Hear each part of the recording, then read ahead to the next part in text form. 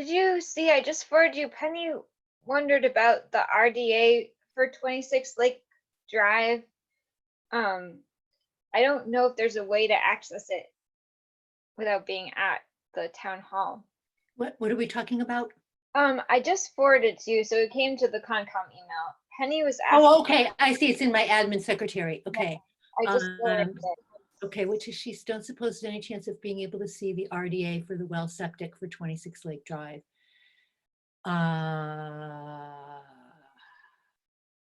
Okay, all right. That would be in 26 Lake Drive. Oh shoot, that happened before COVID. Before COVID. Yeah, I figured. I checked stuff. Yeah, so we can't look at it.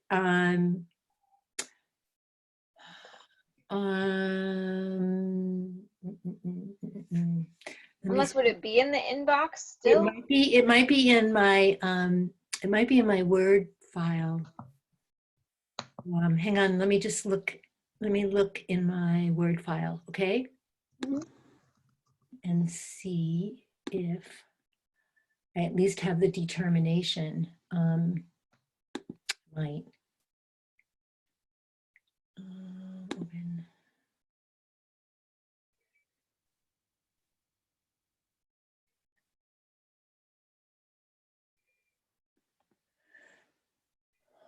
Let's see. That would be way back in March.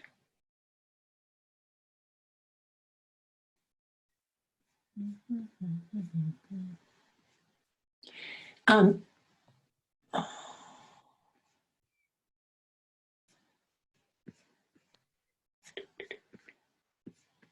Gosh.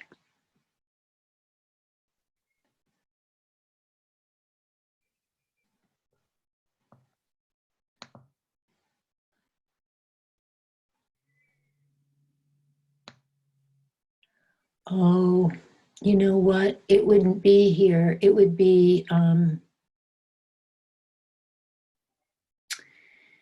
the, on the PC, of course. Yeah, that's what I wondered. Yeah, it's going to be at on the PC. So,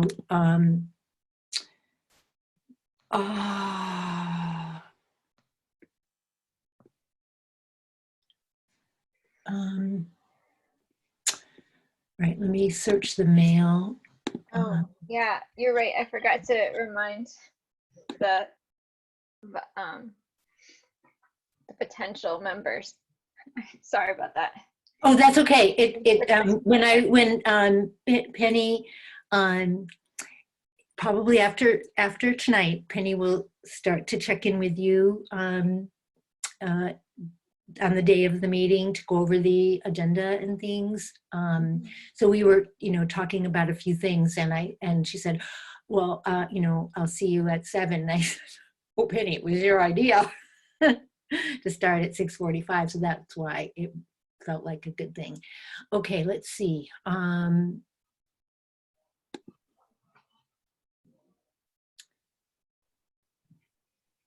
Okay, life is sort of good. Let's see. Well, we have the RDA and the plan.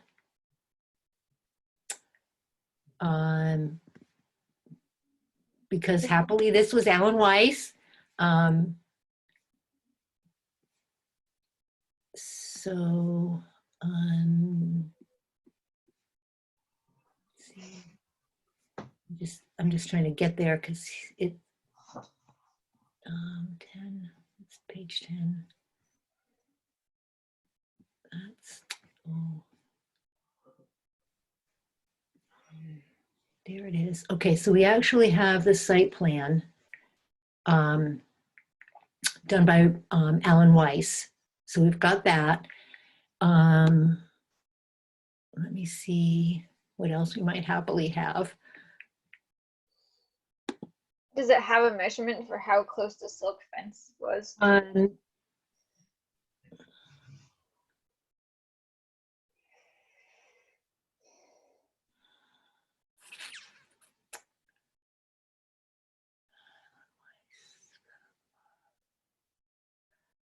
I don't know if it has a scale. Yeah, hang on for a second. I'm going to go back. So you can look back. Are you looking at this? If you, No, how do I find it? yeah, okay, so you'll go back. It's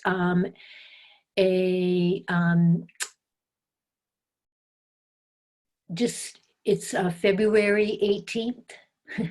Is it in the inbox? It would be in the I googled I searched for Michael Stotts 81 at gmail.com. Okay. And so So what date is it? February what? 18th.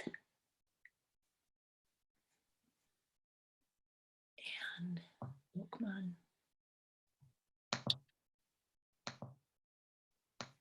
Plan. I don't see it, so maybe that's because you have it open. Okay.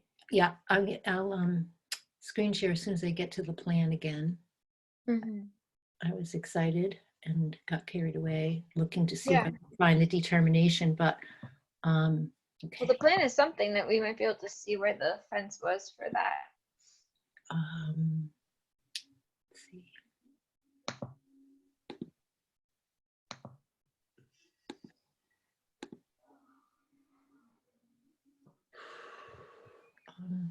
No, come on.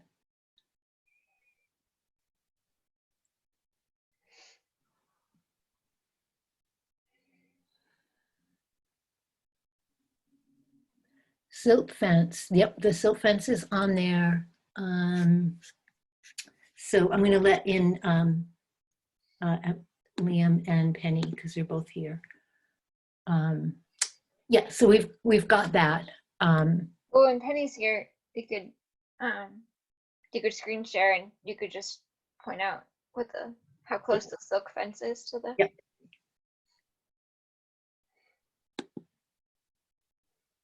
And thank you for hosting. Oh, you're welcome. You're welcome. Yeah, enough already, right?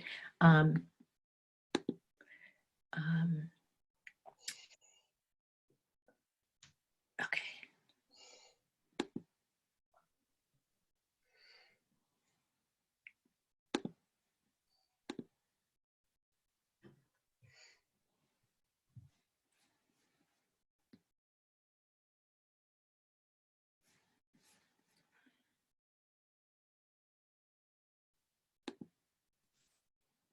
Okay, can you see it? Yeah, we can see it. Is it? So there's the scale. Where's the silk fence in relation to the river? So here's the silt fence, and he's showing Lake Wyola here.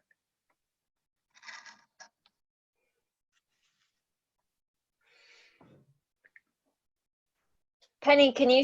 Are you just calling in? No, she doesn't show herself, so she's there.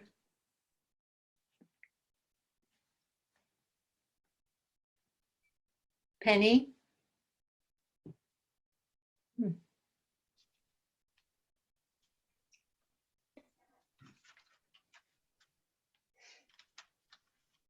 What we're looking at is the RDA septic system for 26 Lake Drive.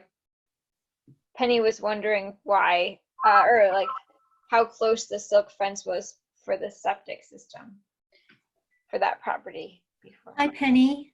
Okay, so this is apparently I went on the site visit earlier this year. I just can't remember. This is what was already approved, yeah. Okay, yeah. So Penny was wondering where the silt fence was supposed to be placed with regard to this plan. Like what had been approved, I guess, before. I mean, it was like a 2-sentence email. So it'd be good if she could explain what she was hoping for, but. Okay. And it was Have you guys already started meeting? No, this is. Excuse me. Hey, I'm on the phone with Penny. She's having trouble, so I'm going to mute myself and talk with her. Okay.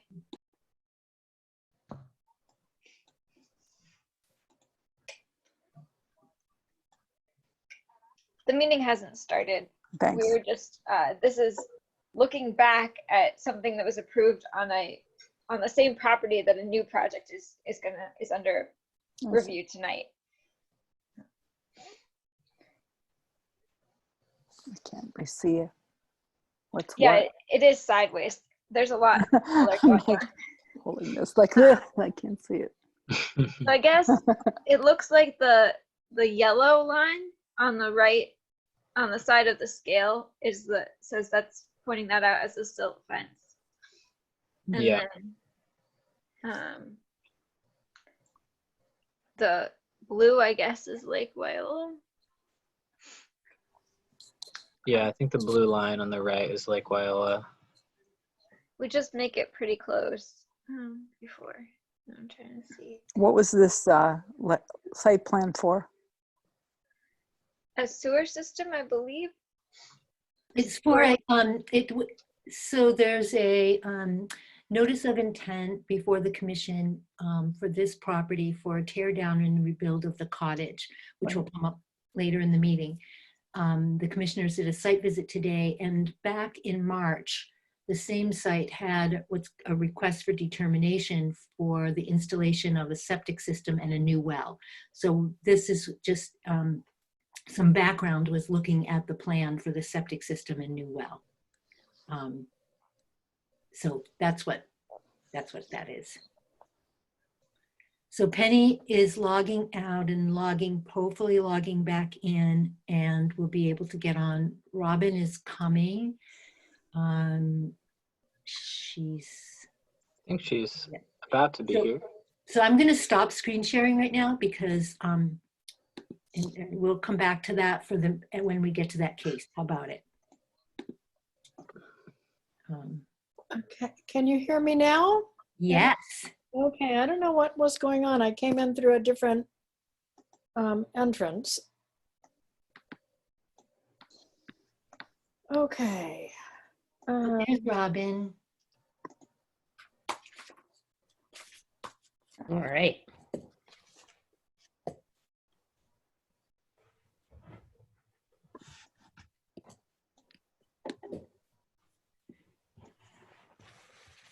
So Penny, we found the plan for the septic system and well for 26 Lake Drive. So when you get to, we were looking at it, but when we get to that case, I can put it back up on the screen. Okay, thank you. Yeah, the silt fence was literally on the edge of the lake. Yep, that was for the well, because of the well. Right, but when I look at the plan, it was at least, it looked like it was at least 5 or so feet off the bank. Yep, well. Okay. Just curious, because Yep. we normally wouldn't allow work that close to the bank. And so I was just curious, what other, can you tell me what other conditions we don't have the determination because that was pre-COVID, so it's in the office. Yep. So we Okay. don't have that, but we do have the digital plan. So and when was that RDA filed? that was back in March. It was the last meeting before we before went COVID? Okay. Yeah. I gotta say, all these lake properties blur together over time. Yeah, so it was just that, and it's an Alan Weiss plan. Okay. Yeah. Okay, I was just startled when we got there. Yeah. And the original plan included the septic as well, Yes. which has not been done. Yes, it was for the septic. Yeah, Okay. primarily. Yeah. Okay. Yeah. Okay, well, it is 6:46, so let's open our meeting. Linda, may I ask you to read our special statement? Well, I can, but Tessa's ready. Oh, Tessa, I'm sorry. Old habits die hard. Go for it, Tessa. One moment, let me get it open. I should have had it ready to get rock and roll, but I did print it out. So if you just give me a moment, I will get right on it. Here we are. All right. Following the governor's restrictions on public meetings, this meeting is being held virtually using zoom.com for remote participation only. The public may access it following the instructions on this meeting's agenda posted on the town calendar. If, despite our best efforts, we are not able to provide real-time access, the public can request a recording of this meeting by contacting the town clerk.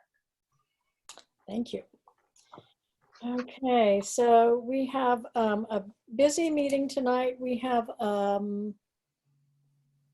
public hearing for the Bakertown Road at 7:05. So we'll try to get through a few things before then. Shall we consider the meeting minutes? I had a couple of very minor corrections and one question. I had a minor correction, unless I misread it, is it still says agenda and not meetings at the top. Right, I think that was just a mistake. Okay. And it's also very minor. My name is misspelled once in the minutes. And the only reason I noticed it is because it popped up underlined. And then the last thing is I did have a question about the Old Orchard CR monitoring. It said we would do a monitoring visit in the fall and in the spring. Is that correct?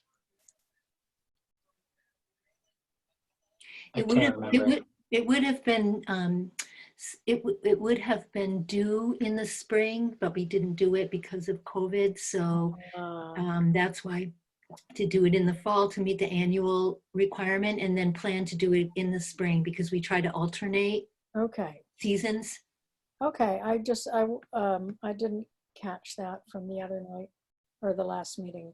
Okay, well then that isn't really a correction. It was just a point of clarification. So with those two minor corrections, or Liam, did you have any thoughts? I did not. I missed both of those and was pretty satisfied with the minutes. I was very satisfied with the minutes, except for those two minor things. So if we can change those two things, I would move that we accept the minutes with minor corrections. I second that. And I'm going to try something different tonight. I'm going to do a little roll call rather than sort of floundering through people talking over each other. So I'll state your name and you can vote. Cregan, Aye. Harrington, Aye. Jakes, aye. And am I understanding that Russ is not present tonight? I have not heard from him. Okay, I tried to reach him, but I didn't hear back. okay. There's someone named, well, there's someone in the waiting room named Micah. I'm not sure who that is. So I'll admit them and we can find out, okay? Okay.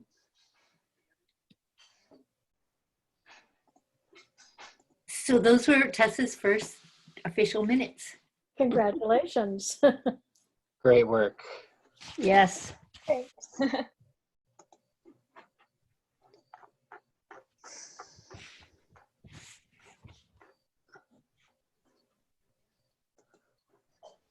Okay. Could be Michael from 26 Lake Drive. Could be.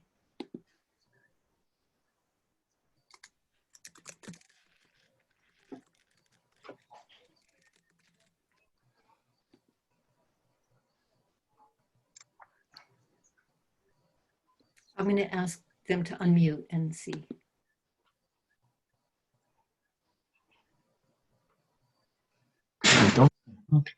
Hi, this is Linda Ava Scott. Mike, who we're looking to see who Michael is. Is it Michael? Mike, sure. Okay, Mike Stotts. Yes, and Anna. Hi. Hi, Mike, Anna. Angela. Nice to see you. Yeah, likewise. Well, I can't see you yet, but yeah. Yeah. Everyone will introduce themselves when we get to your portion of the meeting. Okay.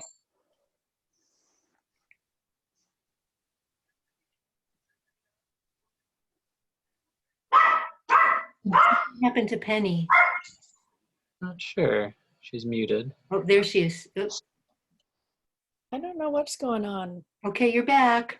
That's so strange. I have some funky things going on here tonight.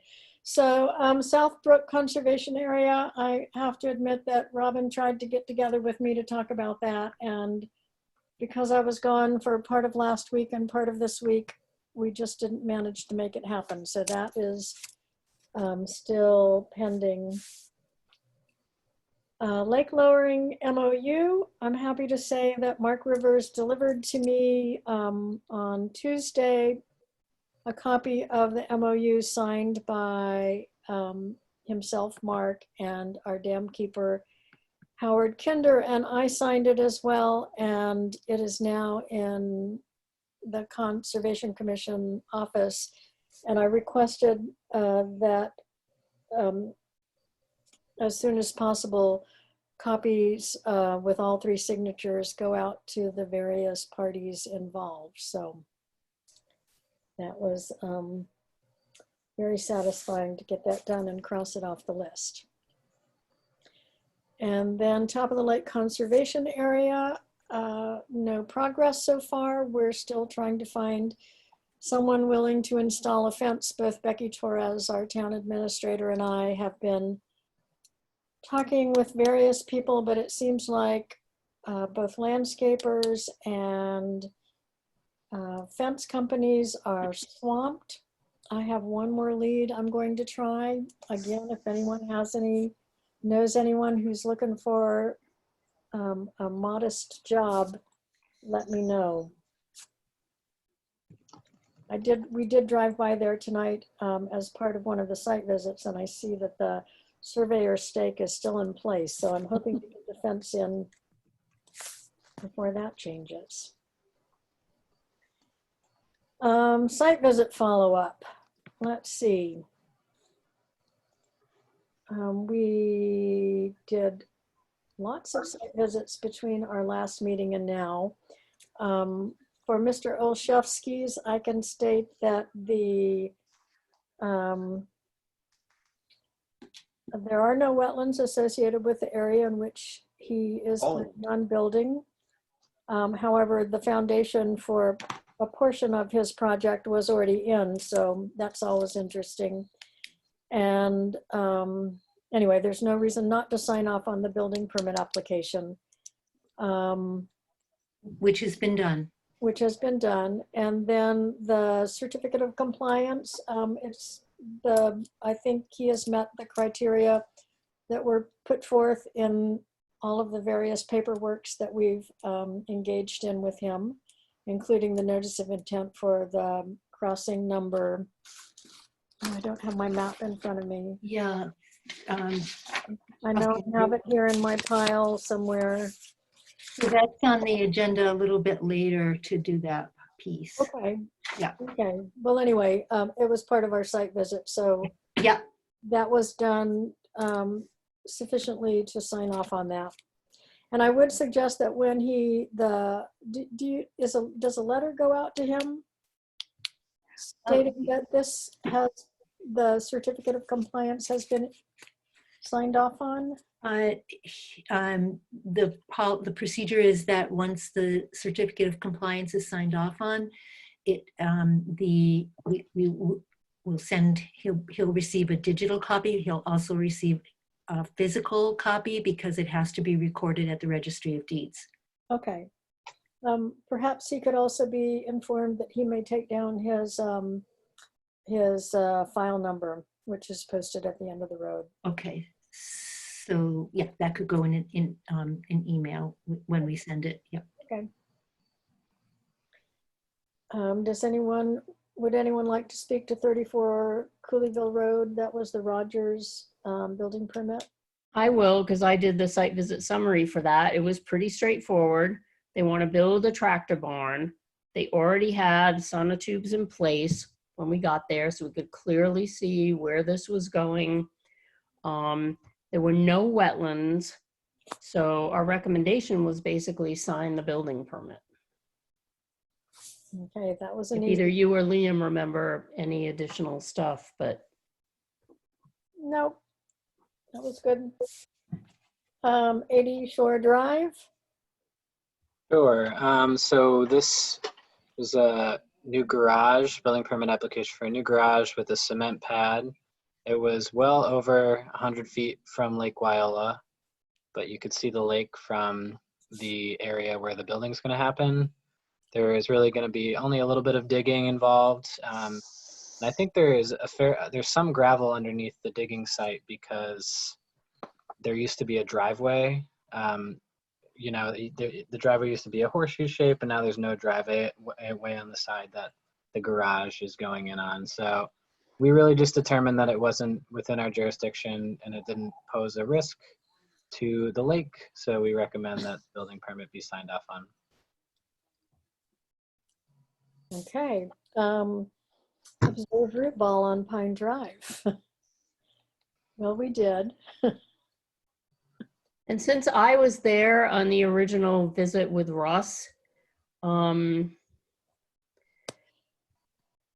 basically the original, when they tried to put that ditch in to aid with the drainage, they cut off a lot of the roots that would have gone under the road and held that tree into place, which is why it tipped over in the storm and was a threat to the house.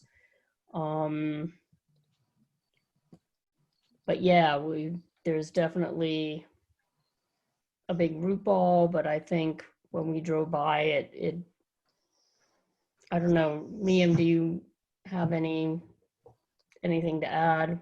We sort of peeked at it as we went by, but you weren't there for I saw it before the tree was removed. This is the first time I've seen it after. Yeah, I mean, that was the first time I'd seen it. And, you know, I thought the trunk might have still been in place, but, you know, they cut up the tree. The root ball was still there. That's all I really know. Yeah, I think the simplest thing might be just to cut the portion of the root ball that's sticking up in the air off close to the ground and leave it as is. I think trying to pull out the root ball will cause more problems. I agree. Okay, and then we have 3 Shore Drive, Egan. Who did the site visit form for that one? I did. And so we just saw this one a couple hours ago. It's right across from that Lake Wyola committee building.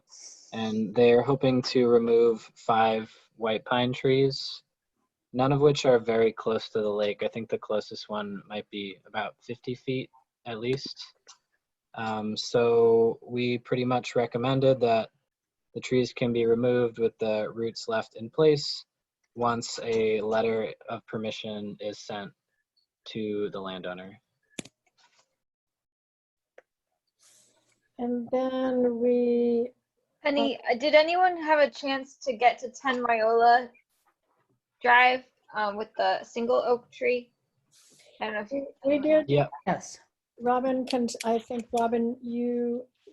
I have not completed the site visit form yet, but we did visit today and the owner was there basically next door with their neighbor, but I mean, we just talked over the fence.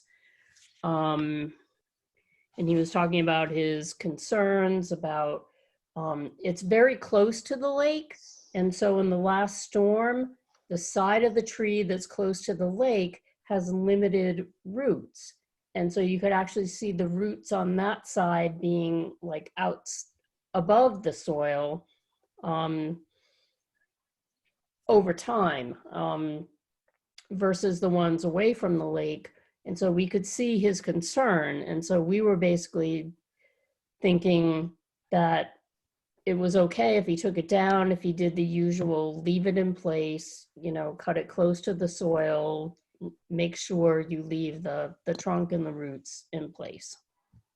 So again, a letter to the homeowner stating that information should be sufficient for this, although it's unfortunate because it looks like a very healthy tree, except for its proximity to the shoreline there. Right, we all like the trees, so we torn. It was a nice tree. Okay, well, we have 3 minutes before we need to open the Baker Road RDA hearing. So any other questions or comments or thoughts?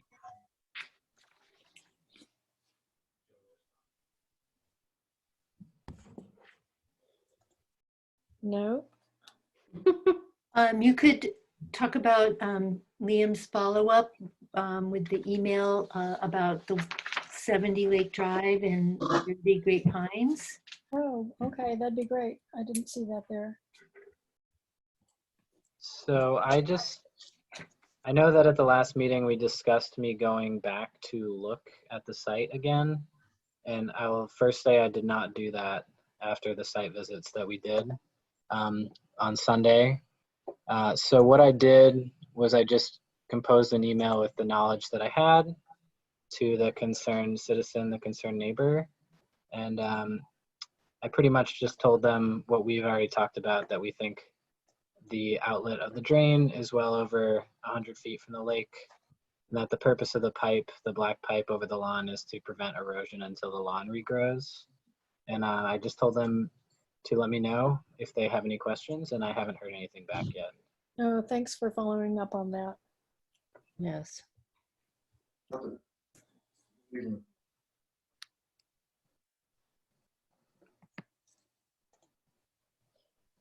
Okay. Um,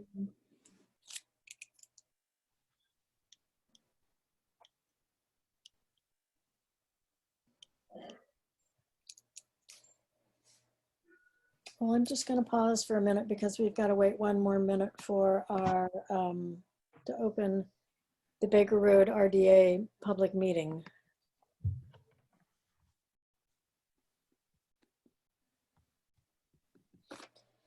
And who's doing screen sharing for us tonight? I am Linda. Okay, maybe you could go ahead and is anyone from the town going to be here to speak to this RDA? No. Okay, maybe you can go ahead and post the drawing, Sure. that plan drawing that Tim did. And I'm just gonna go back. Shut the door.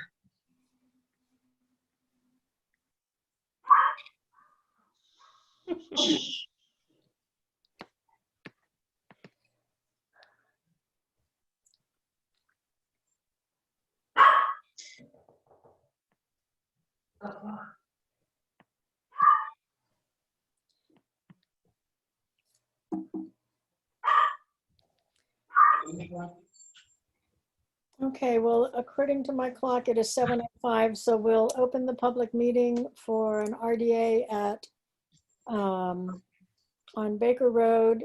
This is put forth by the town, specifically Tim Hunting from the Highway Department. We did a site visit a couple of weeks back at several sites where Tim is planning on doing some work, and this was the only one that required further input from us. We asked him to file a request for determination, and his plan is if you drive from West Pelham Road, no, Pelham Hill. Road, down Baker Road, there is a segment that's about 100 feet that is currently paved, although the paving, oh, he says 650. 650 feet, yeah. Well, boy, am I bad with distances. Okay. And this portion has been paved, is currently paved, but the pavement is in serious disarray. And the request for determination is to remove the existing pavement and repave it. And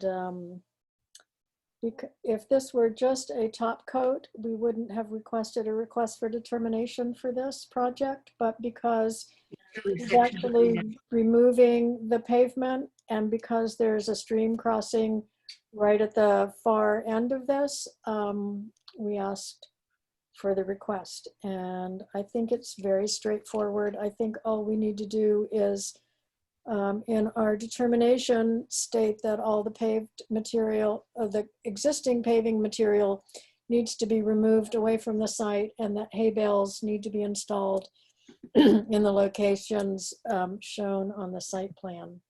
I don't know if that other people have any thoughts on this. This seems like easy. Penny? Yeah, I was there at the site visit and I totally agree with everything you said. Linda, I know. I'm going to say that I'm going to make Liam host because my I just got a notice that my internet is unstable. So just in case something happens, Liam, you can take over. Okay. Okay, thanks. And Penny, do you mind reiterating the conditions, the hay bales installed, and what was the first one you said? That the existing pavement that will be removed from the site will be taken greater than 100, well, will be truly removed from the site, that it will cart it away. That's included in the project narrative. Right. And that the hay bales will be installed as shown on the site plan here. Thank you. So does anyone have any further questions on this? Is there anyone from the public who's here for this?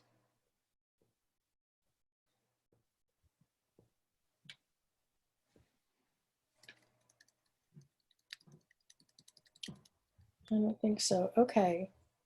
Then I move that we close the public hearing, or public meeting, pardon me. May I have a second? Liam Cregan, second. Okay, we'll do a little roll call.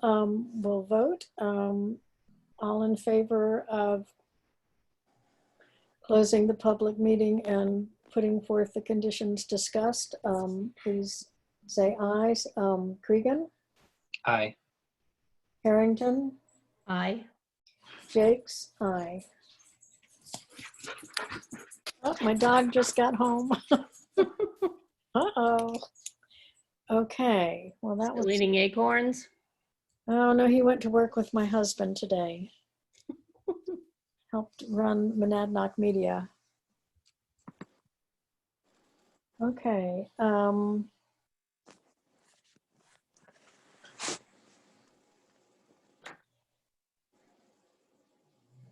So I'm looking through our agenda. Linda, I know you sent us a copy of our financials today. Mm-hmm. Yeah. So we seem to be in reasonable shape. Yes. Yes. Yeah, there it is. And I'm going to ask Gail Weiss, the town accountant, to provide detailed reports for the local the local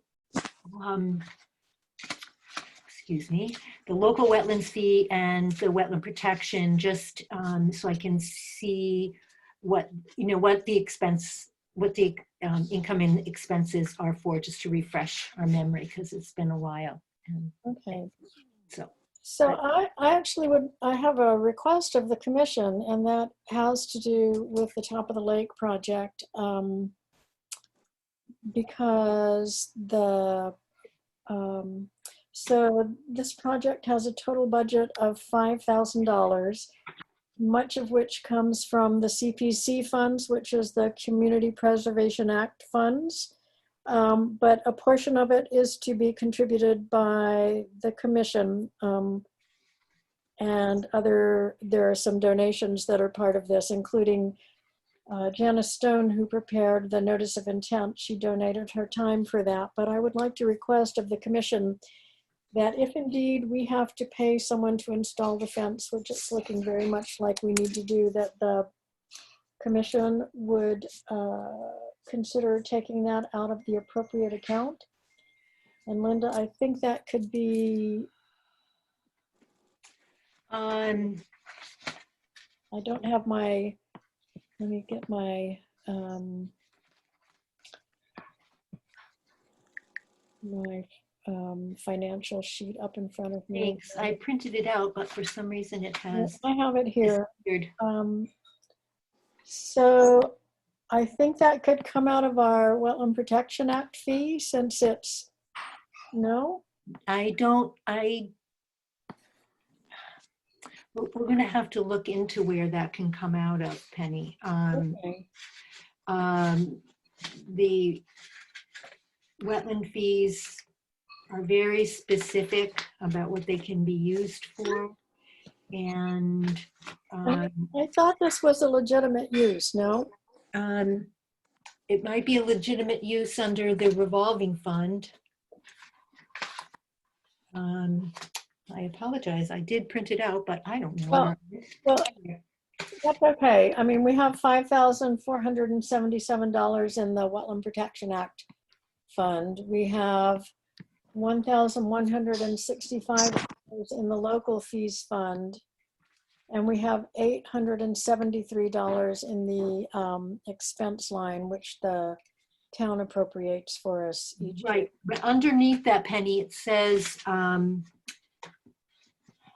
description of what the local wetland fees can be used for. Right. Education, outreach, and maintenance. So perhaps we could do signs out of that, signage out of that, but not Right. Fencing.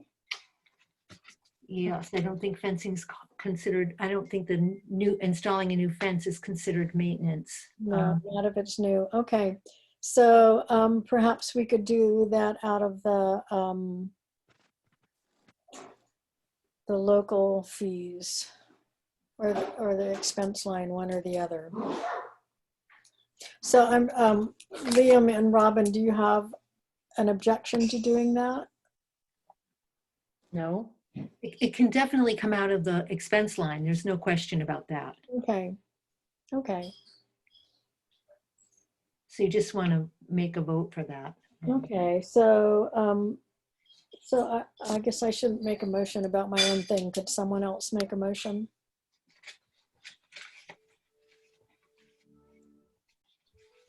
I'm not sure how to word it. I just, well, I'll make a motion. I would like to move that the commission contribute up to $500 towards installation of a fence at the top of the lake conservation area. I second that. Okay, well, all in favor, when I call your name, please vote. Cregan, Aye. Harrington, Aye. Jakes, aye. Okay, so it's 7:15. And we will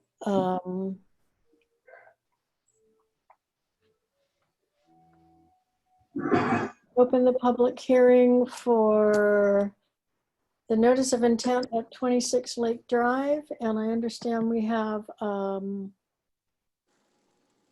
at least one person here to discuss that. And there's someone else here named Joseph, and I don't know. I don't know if you can hear me at all. Yes, Joe, we can. Okay, hi, everybody. Is Joseph Joseph Salvatore? Joseph Salvador, you met me today. Oh, yes. Okay. Thank you. Okay. So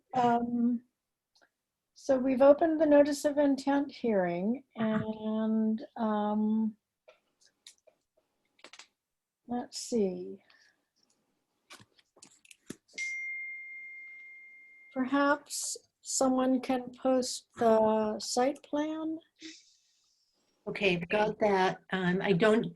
We don't have a digital site plan of the one with the additional drawings on it. We don't. No, Okay. no, we don't. But I can show the one without the additional.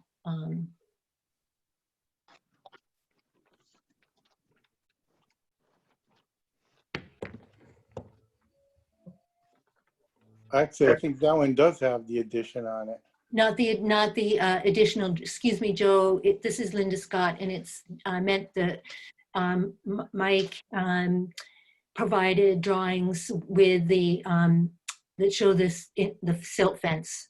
Oh, okay, yeah, Yeah, it doesn't yeah. show it on that. Yeah, it doesn't The show. one they had today had it on it. Yes, yes. So we did a site visit today. We observed that the well has been installed, and is that shown on here? I'm trying to, It's drawn in marker. I don't think it's on the one that's shared here. No, but I can share the site plan for with the septic design, if that's helpful. and that shows the location of the well. Yes, it does. Would you like to see that Yep, instead? I would just like to double check the distance from the lake for that as Okay, we're thinking about things. right, hang on, it's just gonna take a moment to do that.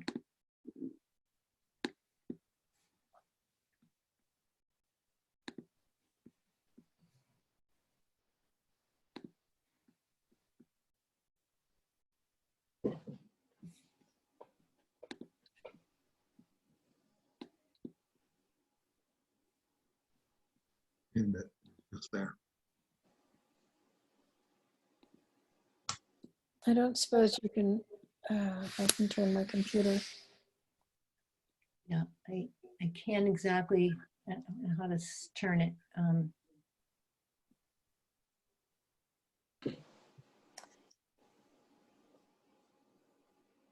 Is that large enough? Yes.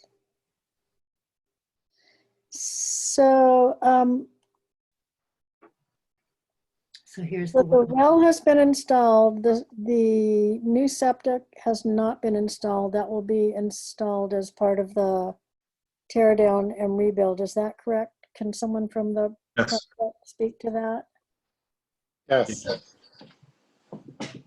And so at this point, is there any reason why the silt fence can't be moved closer to the construction site? When we were, Well, after our discussion today, I think I'll just put another one. I'll leave that one in place, and I'll put another one closer. I'll have to just measure the width that they need for the machine to get by, but I'll put another silt fence closer to the building if that's what you want. No, that's not a problem. okay, so I'm looking at this plan. I'm not seeing a scale on there. I'm trying to, maybe we can go back to the other plan now. I'm just looking to see. And I have my plan here somewhere too.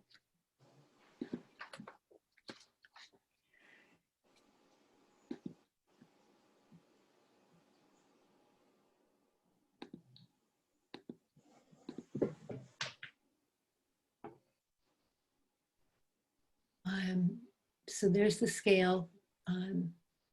So got it.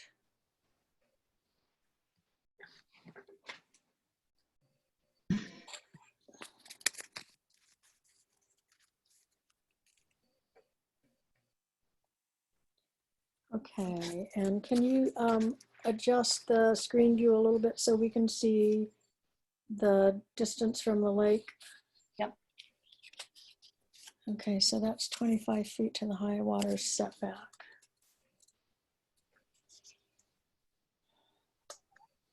So I would love to see the fence, silt fence, no closer than 15 feet to the lake. Is that feasible with equipment needing to get into the site? I don't think there's a problem with that. I'll measure it, but I'll try to get as close as I can to that.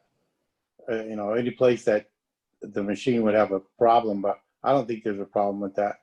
Okay. And I can't see everything I need to see right now. Okay, In the narrative, does it describe what will happen with excavated material? hang on for a second.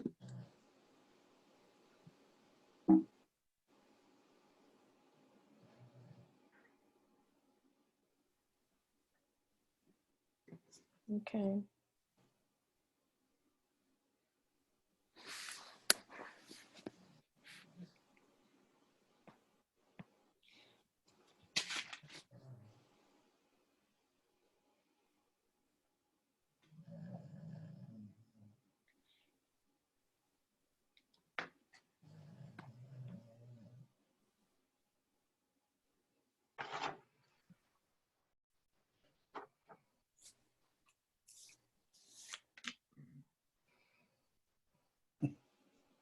you hear some snoring, my dogs are snoring. So, Penny, yeah, I do have so I have the file with me here and from the town hall, and from the September 14th letter, it does say that the demolition and debris will be removed off-site. All stockpiled material will be tarped, and the silt fence will be served as the limit of work. right, okay, I can see that there now. Have the owners received the letter from DEP with comments and the file number? Yes, we have. And have you had any thoughts about that? We didn't see that until today. In terms of thoughts, We're fine with that, whatever it takes. Sorry, I need to get back to that document again. that's sending an email said it was approved. I'm gonna need just a minute. I've lost track of Mark Stinson's comment letter. I thought I had put it in this folder. Hang on.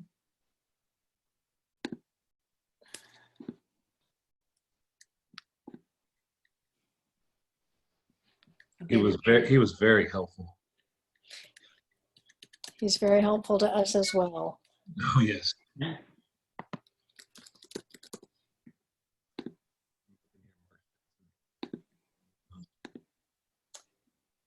Okay. Thank you.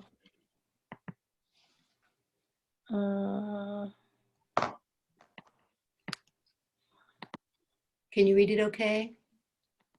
I'm able to read it out. I have it in front of me also. I have, yeah, it's on the screen now. So, so one of the things that struck me about this is that as part of this project, the footprint of the structure is being increased substantially, which creates more impervious surface, which means runoff and rainwater have less area in which to be absorbed. And so I take to heart Mark Stinson's comment number 2, in which he states that the preservation of natural vegetation adjacent to the resource area and/or other measures commensurate with the scope and location of the work in the buffer zone, blah, blah, blah, which basically means that I think one of the things I would encourage us to recommend is a planted buffer strip of maybe 5 or so feet at the shoreline that will help absorb rainwater and storm runoff that is no longer able to access the ground due to the greater impervious surface. So, you know, that's a thought I had. I'm curious what the homeowners think about that. Is that 5 feet in from the lake? I'm not sure what you mean, 5 feet in from the lake. Well, so when we were on your site today at the shoreline there were a few plants right at the shoreline. What I'm asking you to do is to put in some sort of native planting, a strip maybe 5 feet wide along the lake there to compensate for essentially taking more of the pervious surface due to the construction. Well, we intend to do a lot of plantings there Mm-hmm. throughout the entire site. Mm-hmm. Okay. I mean, a lot of plantings. We're trying to save that tree in the worst way. Okay. But- Robin or Liam, do you have any thoughts, questions? No. No, I do not.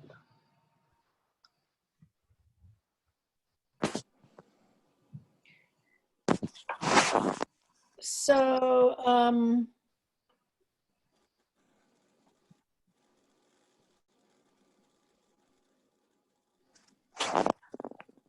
What is your plan for the surface over the parking area? That was probably dealt with back when we talked about your septic system, but can you refresh my memory on that? More or less what you see, more like a crushed, composted,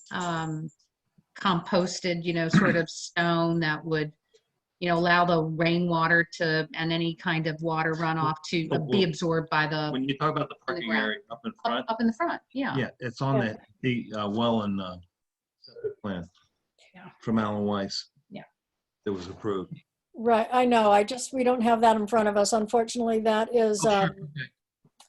Okay. stored in town hall, and we don't have access to it right now. So I was asking you to refresh my memory on that. Oh, okay. No, up in the front that you can park over the septic, but just like our next door neighbors. And so, yeah, natural. Okay. Okay.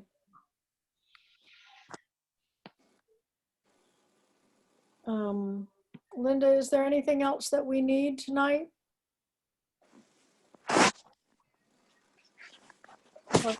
Sorry.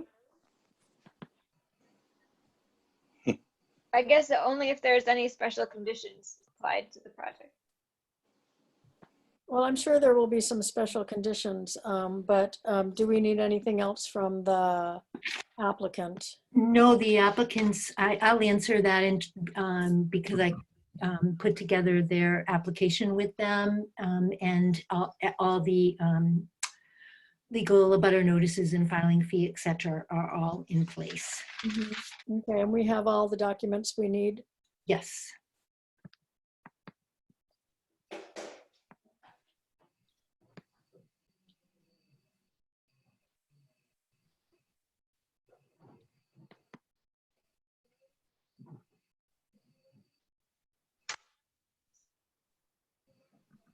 So I'm on the fence here about closing the hearing, and part of it is that I'm not sure we will be prepared to issue conditions and the determination of applicability tonight.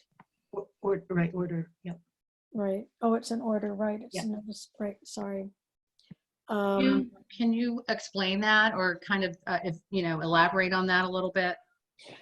Right. Well, we have so the typical process here is that we gather all the information we need from you in the public hearing format. Mhm. And when we feel satisfied that we have everything we need, we close the public hearing. And then we have, I believe it's 21 days, correct, Linda, to Yes. issue an order of conditions to you.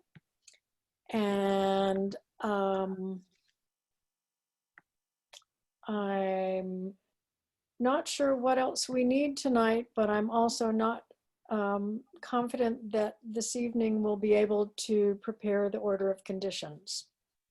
And so I'm trying to think how to proceed here. So what I heard in terms of what your thoughts were is that you would like us to put a silk sock closer to the construction site, look at planting a buffer strip of 5 feet to absorb the rainwater and runoff. The parking area will be like a crushed, really more or less like the road itself, so the rainwater can be absorbed into the ground. We owned a property on the Eastern Shore in Maryland and are very familiar with conservation efforts. Actually, in the state of Maryland, down by the Chesapeake Bay, for every tree you cut, you have to plant 10. Wow. So, we're used to being held to a high standard in terms of conservation of natural resources. So I understand the footprint, is a bit bigger than the house that is there right now that was built in 1936. But we are meeting all of the requirements in terms of the Sure. what do you call it, honey? The areas on either side of the home. The setbacks. Setback. Oh, And setbacks. whatnot. Yeah, so We try to be fully compliant. We didn't yeah. request any special hearings We or what didn't have you. expect, yeah, we didn't expect, request any of the special hearings or anything, so, yeah. So I just was curious about the order of conditions outside of the things that you mentioned. Were there other things that were of concern that, we could address with Joe, who lives on the lake and, is helping us? Yes. From my perspective, it's really more a matter of timing. I'm just, typically we try to do these within the context of our meeting. Mm-hmm. And we have a lengthy meeting tonight. And my issue is partly self-preservation of, it's challenging for us to write an order of condition at the end of a lengthy meeting. I gotcha. And Okay. because we have a deadline by which we need to get the order to you once we close the hearing, it's really just a matter of staying within the letter of the law here. Yep, so you do have 21 days after the close of the hearing to issue. Right. So I'm wondering what the, I will just chime in and say that our next meeting is it on October 8th? Yes. Mhm. Okay, and that's 14 days from today. So I think even if we did issue or close the public hearing tonight, then we could potentially make time at the next meeting if we can't get to it tonight. So that's just food for thought, considering I think that we have discussed that the applicant is willing to, go with these orders and that they'll comply with them. So that's just food for thought too. right. As long as you don't need any additional information, that would be the only reason for keeping Right. the hearing open. Yeah, I would say we don't need that. We don't need more information. So would the commission feel comfortable having one member draft an order of conditions to be reviewed at our next meeting? And Liam says, sure, as long as it's not me. I second that.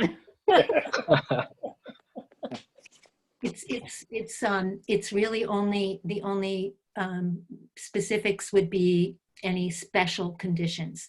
That Okay. would be what you would be interested in, because the rest we will compile by, Tessa and I will have already set up the EDEP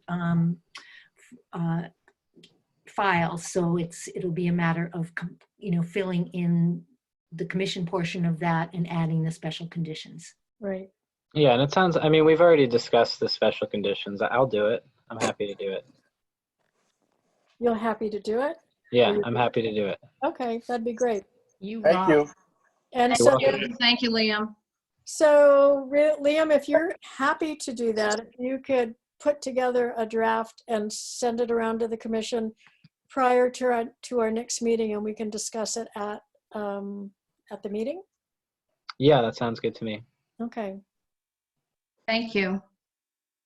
Okay, then I would like to move that we close this public hearing. May I have a Good night, second? everybody. Good night. Thank you. I second that. Okay, all in favor, and I'll do roll call again. Cregan, Aye. Harrington, Aye. Jakes, aye. Okay,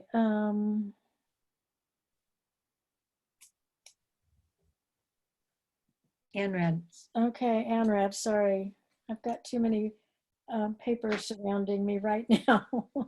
So I'm belatedly opening the continuance of the public hearing for the ANRAD at ZQ-6 Baker Road, West Pelham.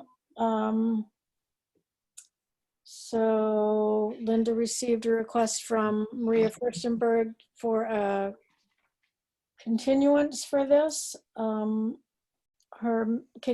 don't have her message handy, do you? I just read it before. This is Tessa. Okay. Yeah, I just Tessa, read yeah. it before the meeting, and I noted down the email requested that the Baker ZQ-6 ANRAD get moved to the 10/8, the next meeting, and that the Montague Carver ZD-37 get moved to a further date, which could be the that would displace things since the next meeting was going to be the Carver one. Right, and we can't discuss the Carver one now, so we can't move it to the Carver one. Right, Unless Linda? we You handle can, both of them on the same you- night. yes, I mean, you can, well, Penny, what you talked about earlier was the idea of putting the NRAD at 8 o'clock. And even if you didn't do that, you can still have the two, but just put one at 7, the one to be continued at 7:30 and the one to be potentially acted on at 7:35. Or if you change it to 8, that's fine too. You can, And so You- just in a general sense, I'm going to recommend that we move all of these to 8 o'clock because they keep getting booted down further. And it means that for when we have other public hearings that are ongoing, like tonight's, all of the earlier slots get affected by having this placeholder at 7:30 that never seems to come to fruition. So I guess for the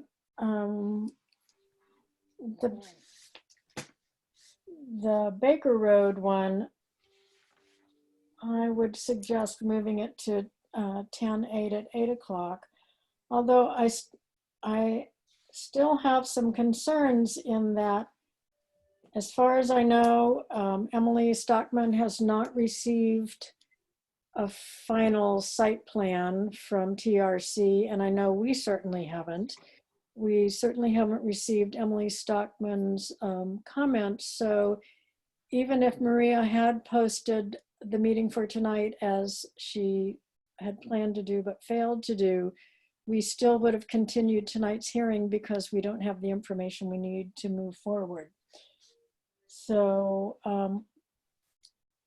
Liam and Robin, are you comfortable with moving these to 8 o'clock? Just so we can do all of our other business sooner in the case that these continue to be continued and continued.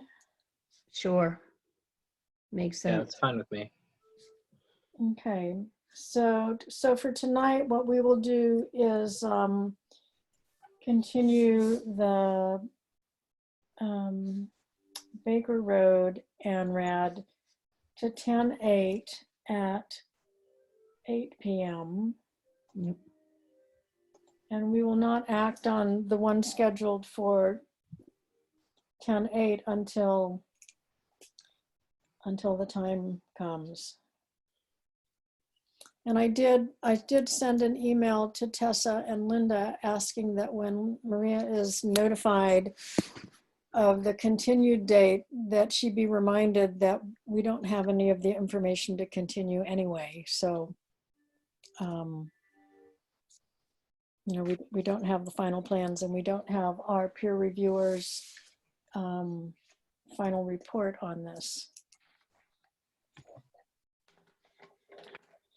So I guess I'll formally move that we continue the Baker Road ANRAD to October 8th at 8 p.m. May I have a second?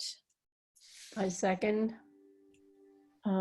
Let's do a roll call. All in favor, say aye. Cregan? Aye. Harrington? Aye. Jakes, aye. And Linda and Tessa, you haven't heard any more about these additional 2 ANRADs that are supposed to be coming our way? No? Nothing is coming in the inbox about them. No? Okay.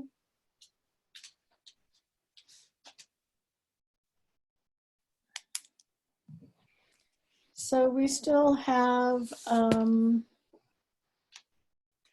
18 minutes before we can move on to the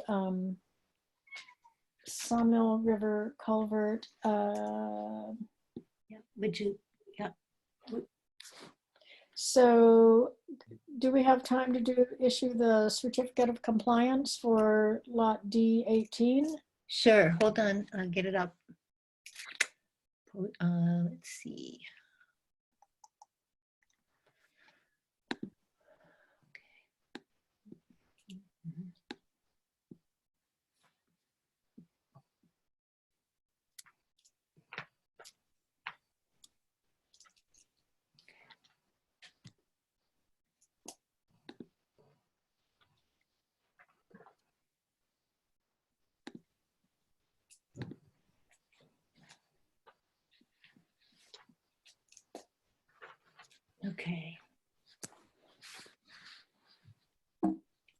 Everybody okay? Mhm. Okay, so it's Tessa and I pre-populated the document.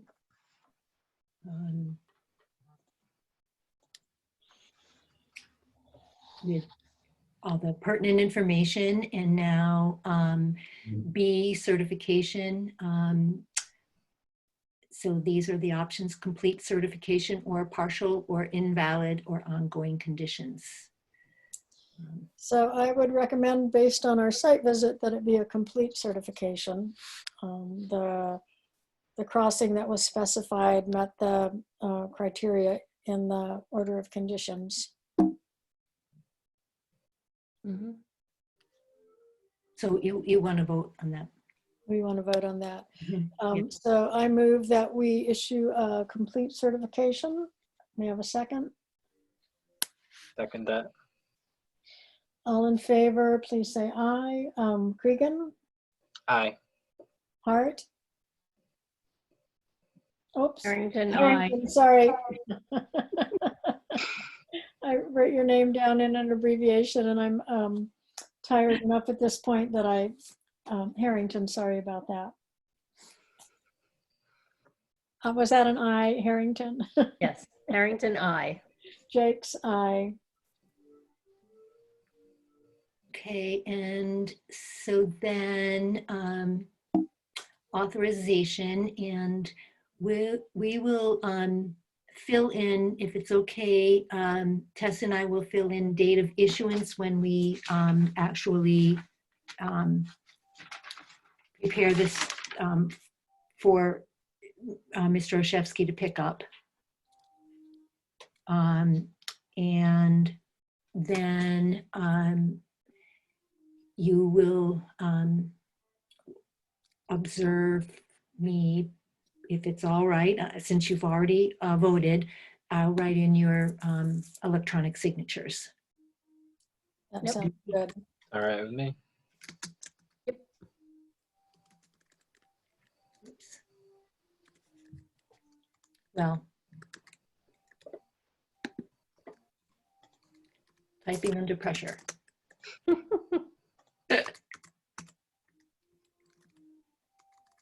Goodness.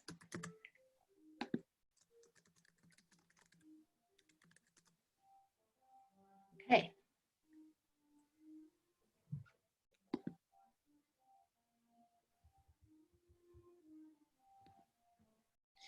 Okay, so that is done.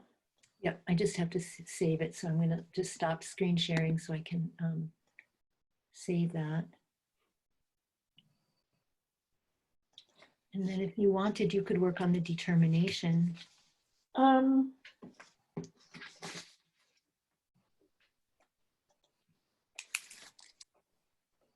soon as my computer saves this document, I can put it up if you want to. Yeah, I'd like to give it a try. We've got 14 minutes, huh? Liam, you don't have your handy dandy stashed list of conditions readily available, do you? I believe I do. I'm going to quickly take a 1 minute break while you pull that up and while Linda pulls up the document. I'll be right back. Sounds good.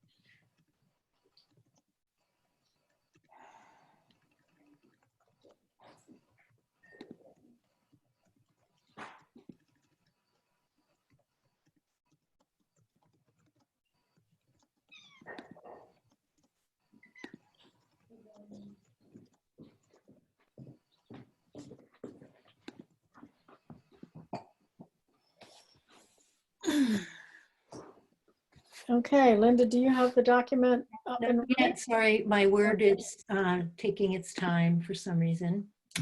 Always when you want to hurry.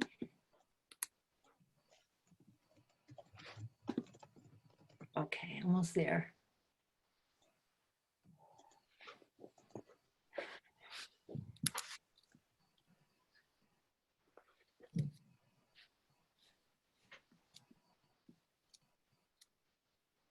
Come on, hurry up.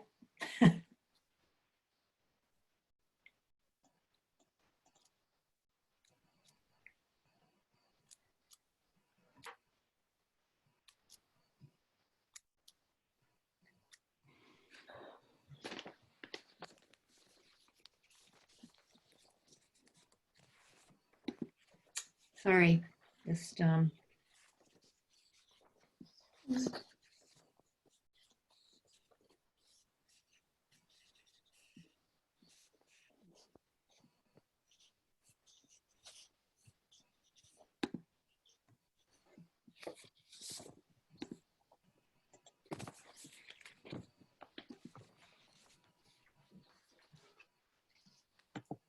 not being very much help in moving things along because um, almost there. Okay.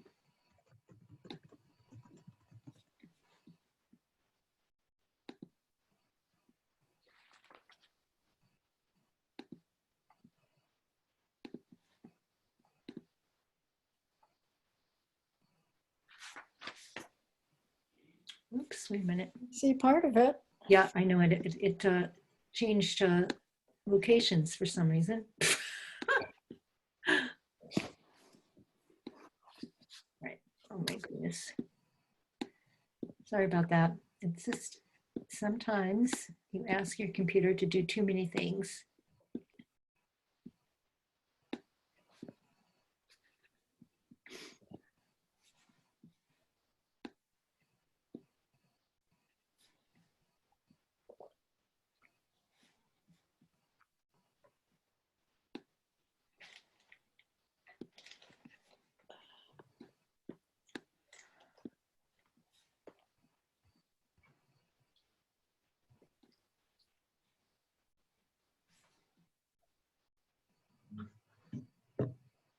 Okay.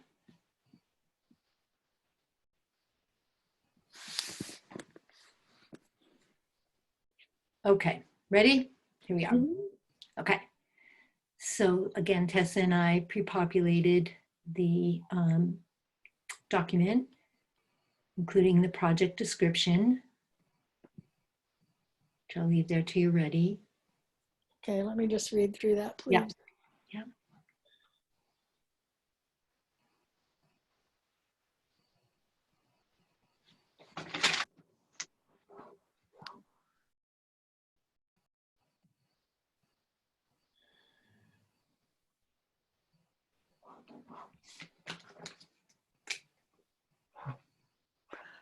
What, can I ask a question? Sure. What does that mean, restore probable? I was wondering that too. It might be. Is that a typo? I'm not sure. Pre-existing grade? I don't know. I can pull up, I have the file, so let me try and Okay, find. perfect. Thank you, Tessa. Yeah. And then is the width of 18 to 20 feet the original width of the road? My understanding is and we can state this as a condition, that the road width will be maintained Okay. as it currently exists. Yeah, I think that's a good idea. I think it's supposed to be profile. Profile, yes, I just found it, the place. Yeah, it's supposed to be profile, not probable.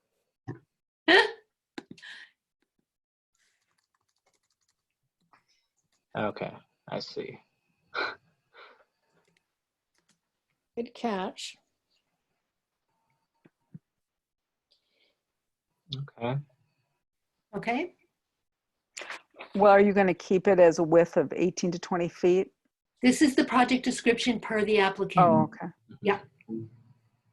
I mean, I think we will restate in the conditions that the road width will be maintained in its current, the road will be repaved to reflect its current width. Sounds good. It does vary there anyway, as you know. Okay, so I'm skipping along. So nope, nope, nope, nope, Right. nope, nope. I'm moving right along. So negative determination. with conditions. Right. Okay. We moved ahead and checked number 3. And again, are we going to have enough conditions that we need to do this on a separate document? I don't think so. Probably not. Okay. Okay, go. So first one probably is erosion control will be installed prior to start of work. That per plan, right? As indicated on the site plan. To be installed per plan. Is that what you said? Yeah. Okay. Okay, yeah, and then prior to start of work.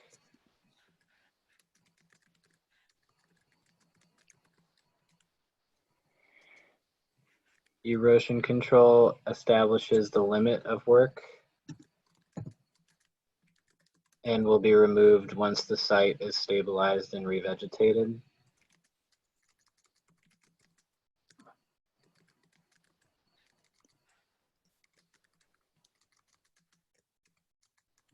Whoops.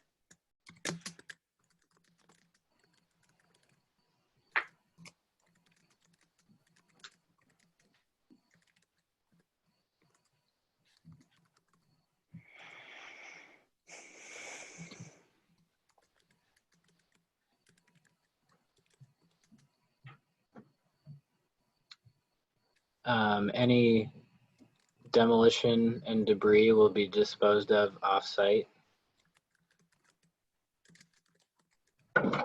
Removed pavement. Yeah, that sounds good.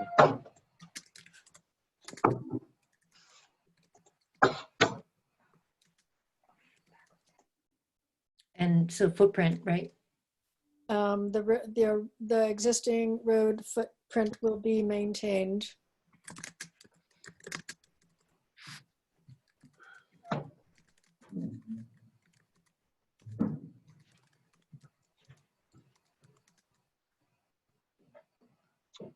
Okey-dokey. Do you think we need a pre-construction site visit? That just in case you decide that, we send a determination cover letter that states that if you want to make a pre-construction site visit. Okay. Always a good idea.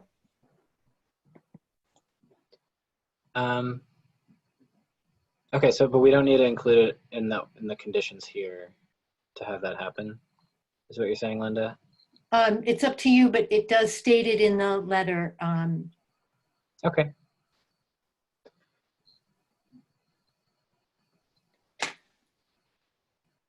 The only other thing I would think about is, should we specify the distance that we want the erosion control from the wetland? I wasn't at the site visit, so I don't know if that's possible. I don't think there's much wiggle room there No. because the road edge goes right up to, well, at least in the area where there's the culvert and with the crossing, I think the road goes right up to the edge of the culvert. So There's not much room. not much room. Okay, yeah, I didn't think so from the drawing. I just thought I'd ask because it's on my list here. Does anyone else have thoughts on what should be added? No, I was at the site visit and I think this is pretty adequate. I think it's good. Is there a post visit that you guys do? Is that automatic? For a request, it's typically not required, but enough of us drive that road that we'll be keeping an eye on it. Fair enough. Good question. And it probably won't be done until next year now. Right. So again, Tess and I will add the issuance date once we are ready to, make all the copies and prepare it for, this will be hand delivery because it's a town project. Okay. And so again, we have the authorization for electronic signatures. So if you're good, I'll do it. Okay. Okay, thank you. And so, yep.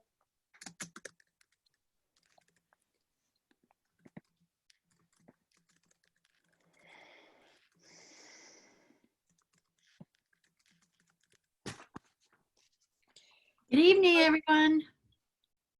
I have one quick suggestion. Well, I guess it doesn't matter. I think just hay bales is fine. I don't think he needs to do hay bales and the plastic erosion control. I don't know if anyone has a thought on that.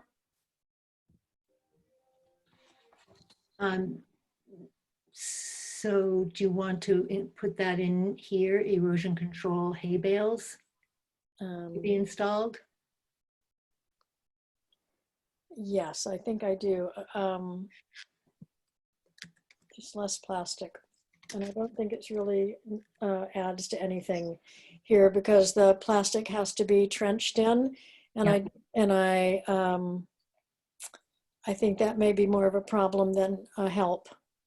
So do you want me to put in parentheses, no silt fence needed? Yes, if that fits. Hold on, fingers crossed.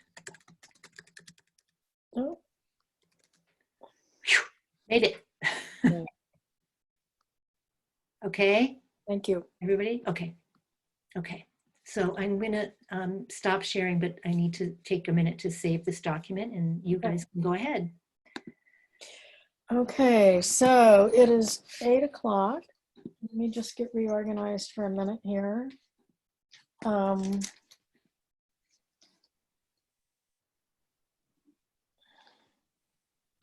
So we will reopen the continuation of the public hearing for notice of intent of the Sawmill River culvert, and welcome to all of you from the company who have been patiently waiting all this time. Would you like, so Matt, would you like to start by just giving us a little update? Absolutely. I think everyone is here from the site visit that we had 2 Thursdays ago, I believe, or Fridays ago. We did a nice site visit of the site, got a good look around, went over a lot of the questions that we had talked about in the very first hearing. Since then, actually before that site visit, we produced a draft letter of our responses to the DEP comments and the Conservation Commission's other questions and requests from the previous hearing. But since that meeting, we finalized that draft letter. I don't think there were very many changes between what we had originally drafted and what we finalized. And we also updated our plans, and that's actually one thing that I was hoping that we could do this evening. If I can share my screen, we can go over some of the revisions that we made to the plans. Okay, and have you provided us with revised plans yet? Have we received those? I did. We sent them to Linda earlier this week. But digitally? Digitally, yes. Yes, Penny's asking about hard copies, Matt. Okay, no, we haven't sent hard copies. We can plot hard copies and have those sent over. Sure. That'd be great. Okay, so I'm trying to decide what makes most sense, whether we should go through your responses point by point first or go through the revised site plan. What do you think would be more helpful?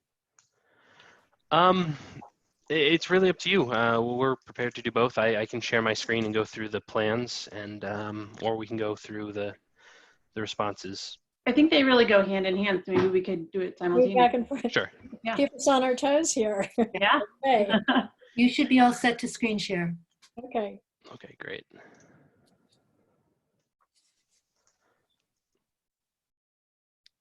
Perfect. Okay, so I'll share the plans. I don't know if you have the. I'm happy to read the comments if that's helpful to everyone. If you might have your own copy, but I'm happy to read through the initial comments and our responses if that Okay, facilitates. I do have a copy, but it'd be great if you could do that, please. Okay.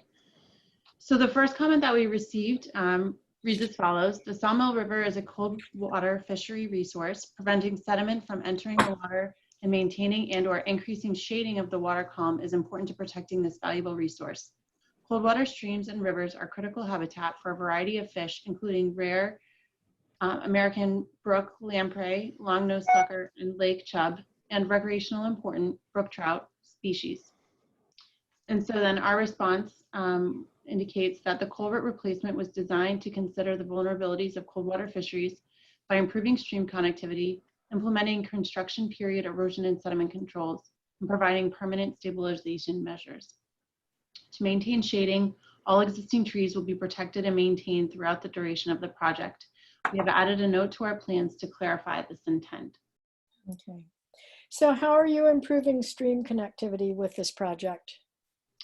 So currently, the existing culvert is not embedded into the stream. Okay. And so by providing a stream crossing that has an embedded culvert that really looks to eliminate any kind of dry periods within the culvert itself, we're promoting stream connectivity between the upstream and downstream reaches.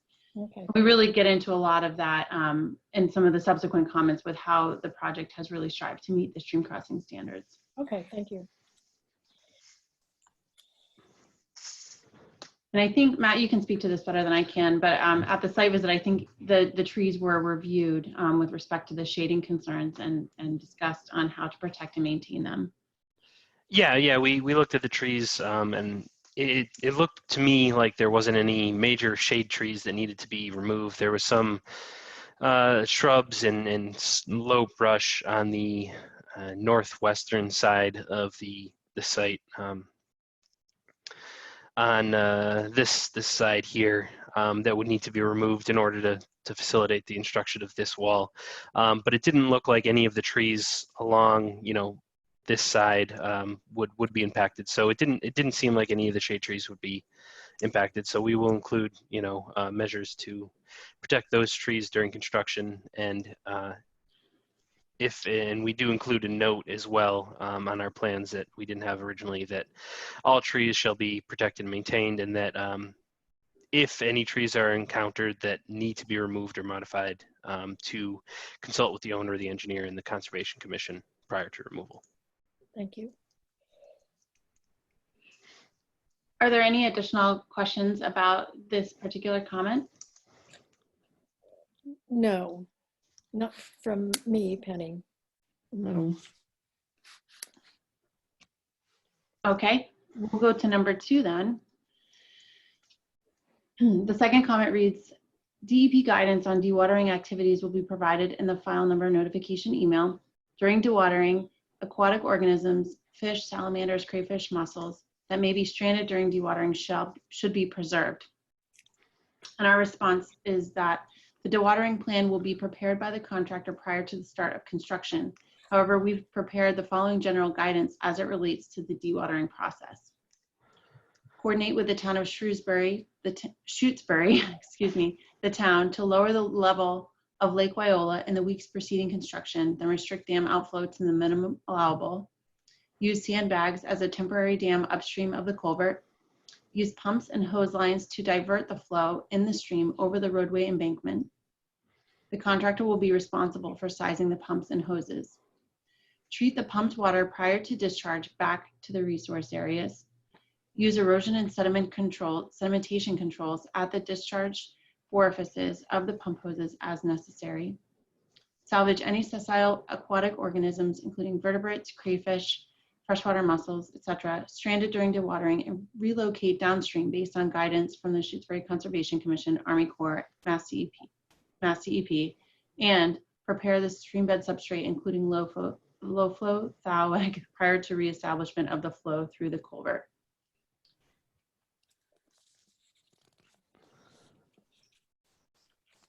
Based on the anticipated low flow conditions during the time of construction, we do not anticipate that the contractor will use cofferdams or flume pipes for water control. We will add notes to the plans and project specifications to require the contractor to submit formal dewatering plans, which shall include at a minimum the primary method of water control, such as pumps and hoses, diversion, cofferdams, flume pipes, etc. The primary method to dam or isolate the work area, such as sandbags and their locations. The rating, type, and location of all pumps, and the intake and discharge positions of all hoses that shall be used.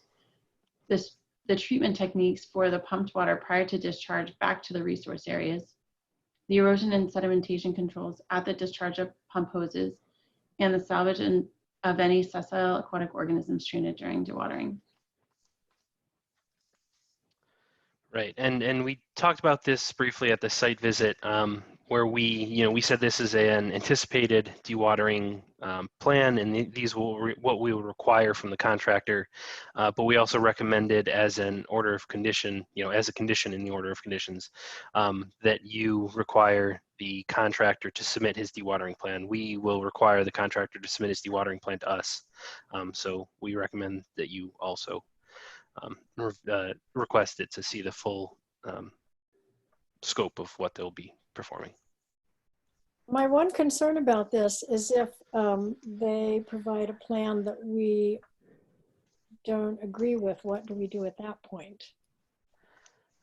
That's part of the submittal process in these types of projects, where we will be reviewing it as well, and part of the condition before they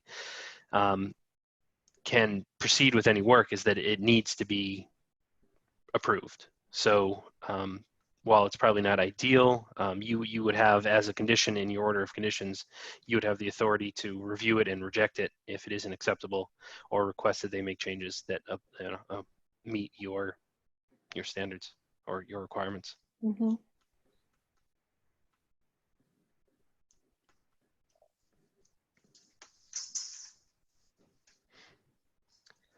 Okay. Would you be willing to draft a particular condition that we should include in this? Yeah, we can help you with that. Sure, yeah.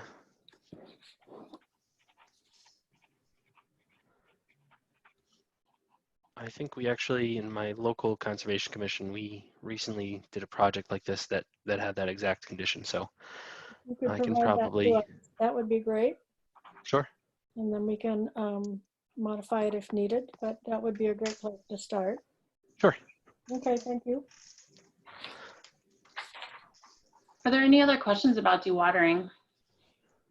And well, I'm sure when Mark Simpson originally sent out his comments, he included a dewatering document. I presume you've looked at that and included the points in that in your response.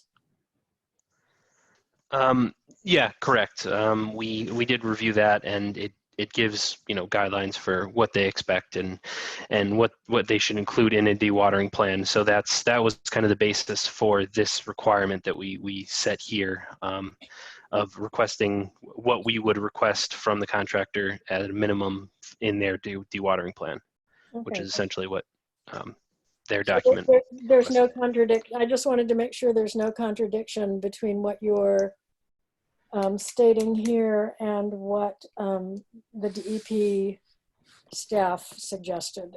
Nope. In fact, they suggested that theirs was more of a broad outline of suggestions that encompasses the whole lot of different projects. So these are more focused towards our project and didn't include a lot of the extra the requirements that maybe wouldn't apply to our project. So they don't. They agree with each other.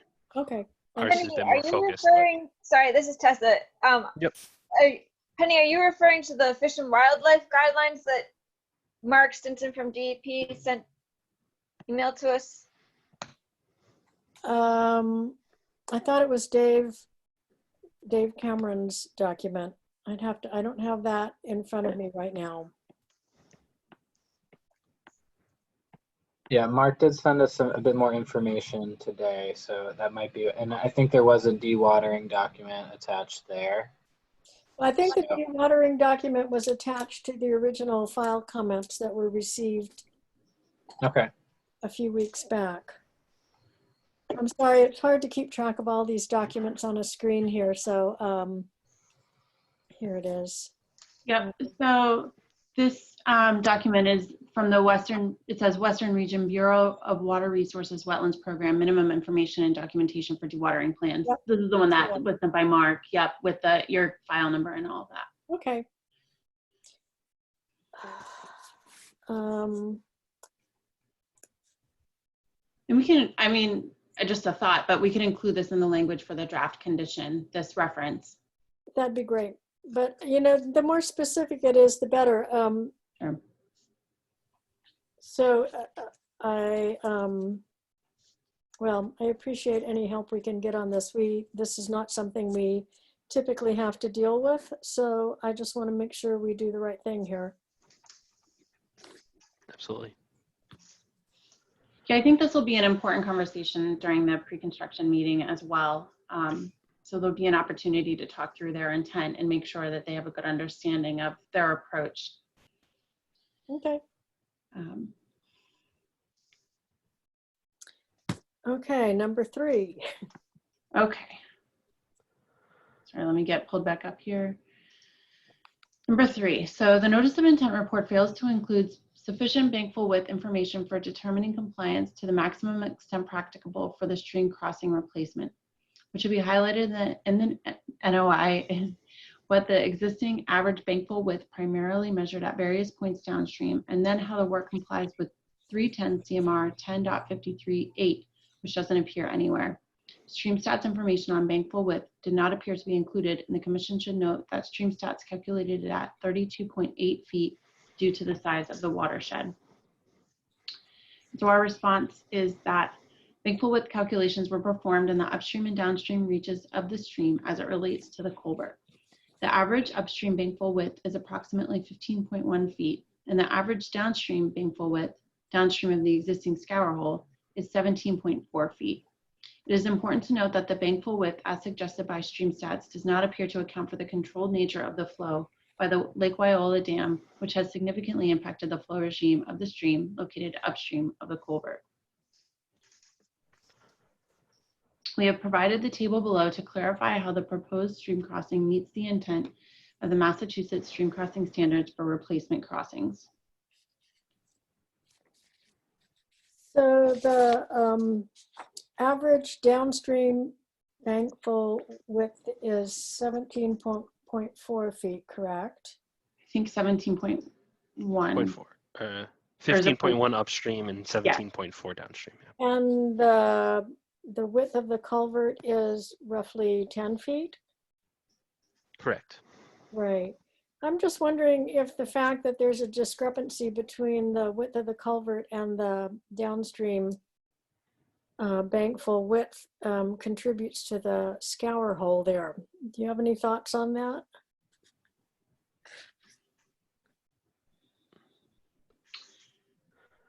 Well, I think I'm just thinking about the upstream and downstream dimensions as they relate to each other and the culvert. My understanding is that when the stream crossing itself provides a constriction over the natural channel width, it increases the velocity of the flow and can contribute to scour. Sure. And I think that might be part of what has happened over time, along with the degradation of the culvert itself, the existing culvert, the metal pipe. I think also one other contributing factors that is a circular culvert, which even further, you can imagine then the bottom of that circular culvert is even more narrow than it would be if it was a rectangular crossing. So we have tried to improve that width by providing a box culvert rather than a circular pipe. We try to outline that here in this table. And we also did evaluate the velocities to make sure that there would not be an increase in velocity. I don't know if that answers your question about. Well, And the, oh, sorry. it does answer my question. I'm just, I guess I'm feeling that like a slightly larger culvert would improve the situation overall. We also, the riprap blanket on the outstream side is designed for a 100-year storm. So it's required by Mass DOT to be desired for scour protection of a 100-year storm, which would see, I'm making the guess here, would be the maximum velocity, you know, at any given time. So it is designed to prevent any additional scour, even at the most maximum flows that this culvert would ever reasonably see. Yeah. And Penny, I think to answer your question directly, we did evaluate other sizes of culverts, and I think we present that information a little later on because that does come up with respect to meeting the stream crossing standards to the maximum extent practicable. Mm-hmm. So do you want me to wait do you want to get there first, or do you want me to, do you want to go ahead and talk through those alternatives? I'll pause that question and I'm sure it comes down to money to some extent, right? There's a few To some factors, extent, yes, but there's, yeah, many cost factors. and property and construction constrictions, all that. So, but we'll talk more about that. Okay. But I will, I guess, highlight some of the other benefits of this replacement culvert over the existing condition. We mentioned that it is a box culvert. The culvert is actually 15 feet shorter than the existing culvert, which does help with the openness ratio. Mm-hmm. It will be embedded 2 feet to provide a consistent stream bed through from upstream to downstream. The crossing span right now is between 0.5 to 0.57 times bankful width. The target is 1.2, and we'll be getting about 0.67, both of which are providing headroom for dry passage of wildlife, which is one of the goals of the stream crossing standards. So while not meeting the crossing span target, we are improving the existing condition. In terms of the openness ratio, there's a target of 0.82 feet or 1.64, which is optimum. The existing culvert gets 1.28, and we'll be achieving 1.59, which is very close to the optimum standard. And again, that's a factor of the culvert being a little bit shorter, but still having quite a large opening. The substrate, obviously there's a big difference here. Currently it's just the corrugated metal, and now we'll be embedding with natural bottom substrate that will be designed to resist too much transport while providing more of a natural aquatic passage. And then finally, the water depth and flow velocities. Our hydraulic analysis really strive to match the flow parameters in the existing proposed conditions so that there wouldn't be a negative impact hydraulically of the crossing, both up and downstream. Okay, so it seems like everything is substantially improved except for the bankful width issue, and that's an improvement, but not a dramatic improvement. Okay, so let's move on to number 4 unless Liam or Robin have questions. No.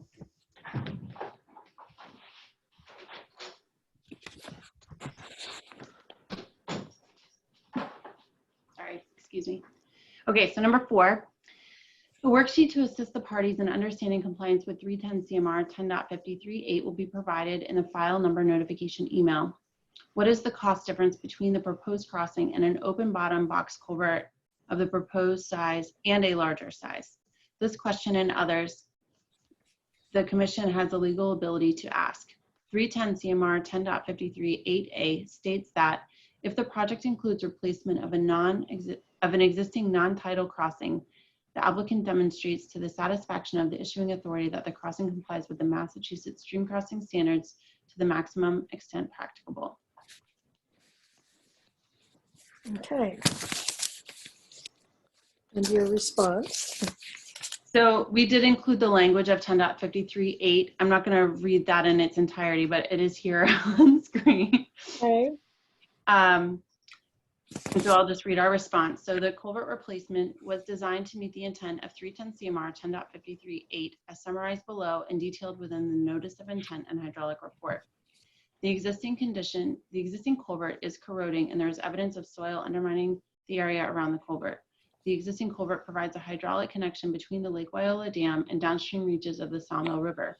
However, the existing culvert is not designed to meet the Massachusetts stream crossing standards for the type of crossing, embedment, crossing span, or substrate. Niche Engineering recommends replacing the existing culvert with a 9-foot by 10-foot concrete box culvert as part of the Locks Pond roadway improvement project. The culvert is proposed as a closed bottom box culvert with 2 feet embedded to provide a natural stream bed. The Massachusetts stream crossing standards were met to the maximum extent practicable as outlined in the response to comment number 3.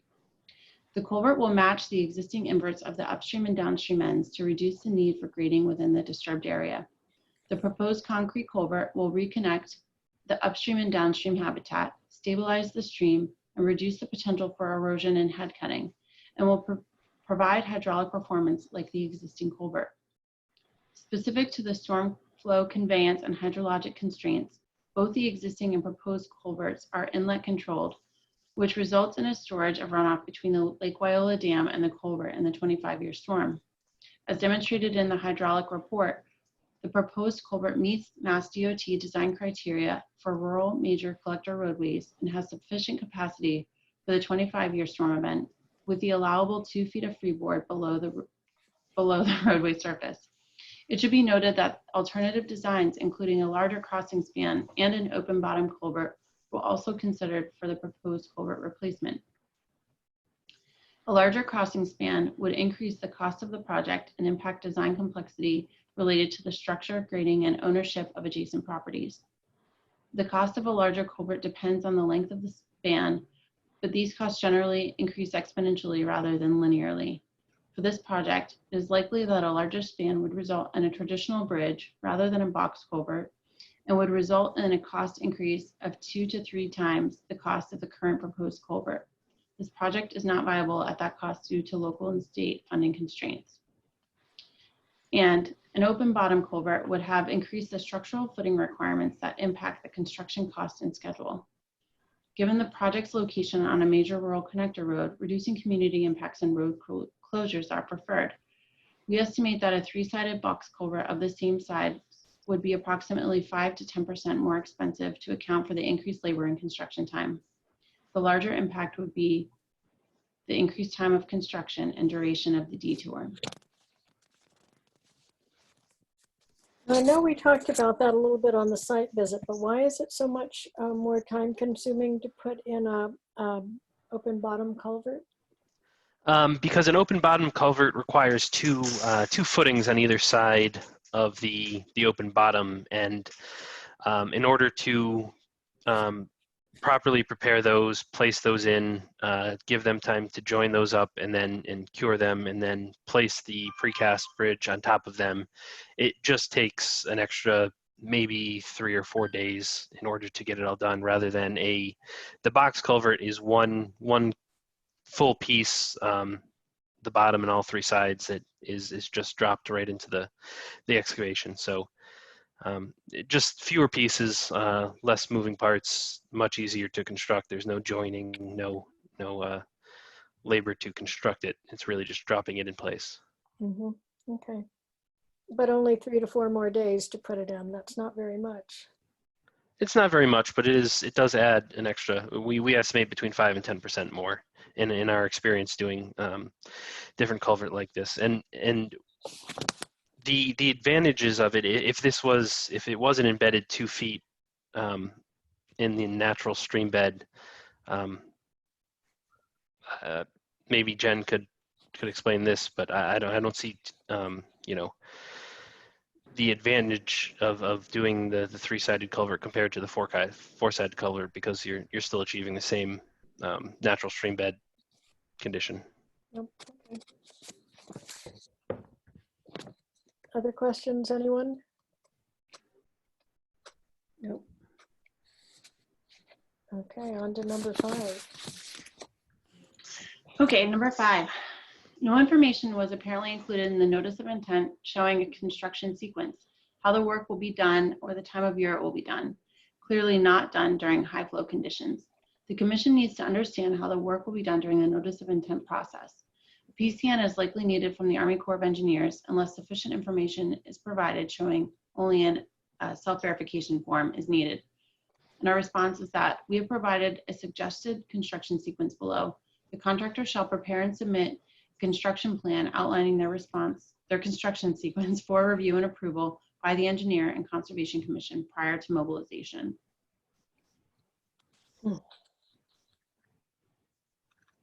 I'm happy to read this if you want me to. I know you're doing a lot of reading. If it's helpful, why don't we just hit the highlights of it? So Okay. the time frame that we're looking for is August to September for lowest stream flow conditions.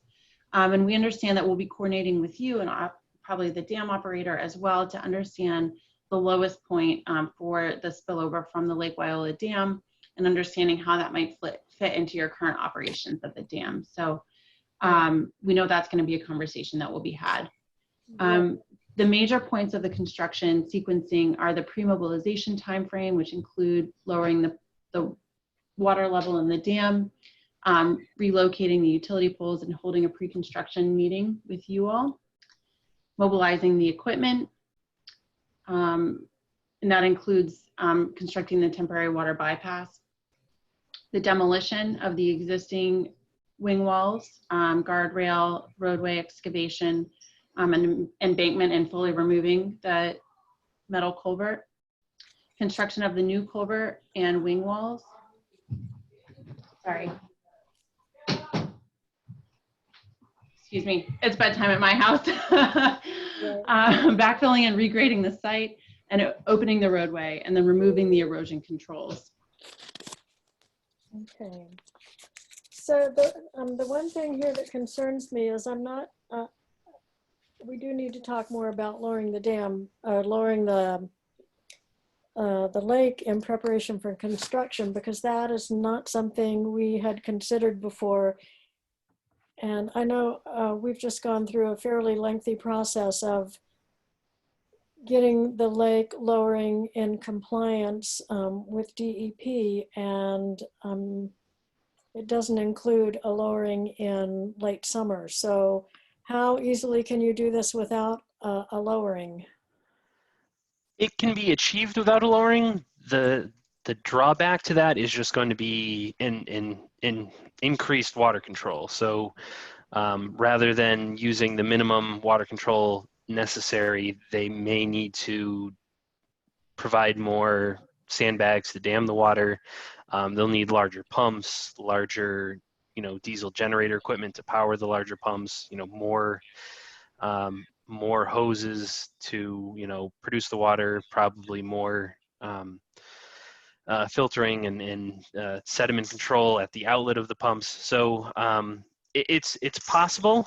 We are just trying to minimize those impacts and also minimize costs, because again, as they seem to always do, the costs will increase as the water control increases. So I don't think we are trying to lower the dam to the absolute lowest amount possible. I think what we are requesting is for maybe to operate the dam at a slightly higher flow than is typically for the weeks leading up to the construction. So that way there may be a little bit more, volume of that can be absorbed by the lake before, the spillway needs to be utilized in case there is a big storm or something like that. So I don't think we're asking for a drawdown in I think that you would be doing with the DP, just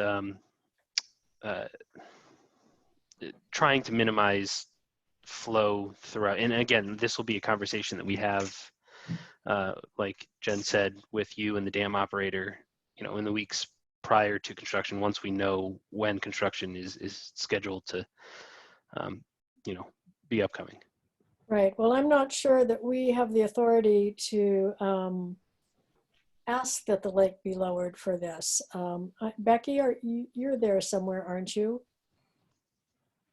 Unmuted now. Yes, I am. I think we have to request and find out, what authority we can have or exercise, because I think they're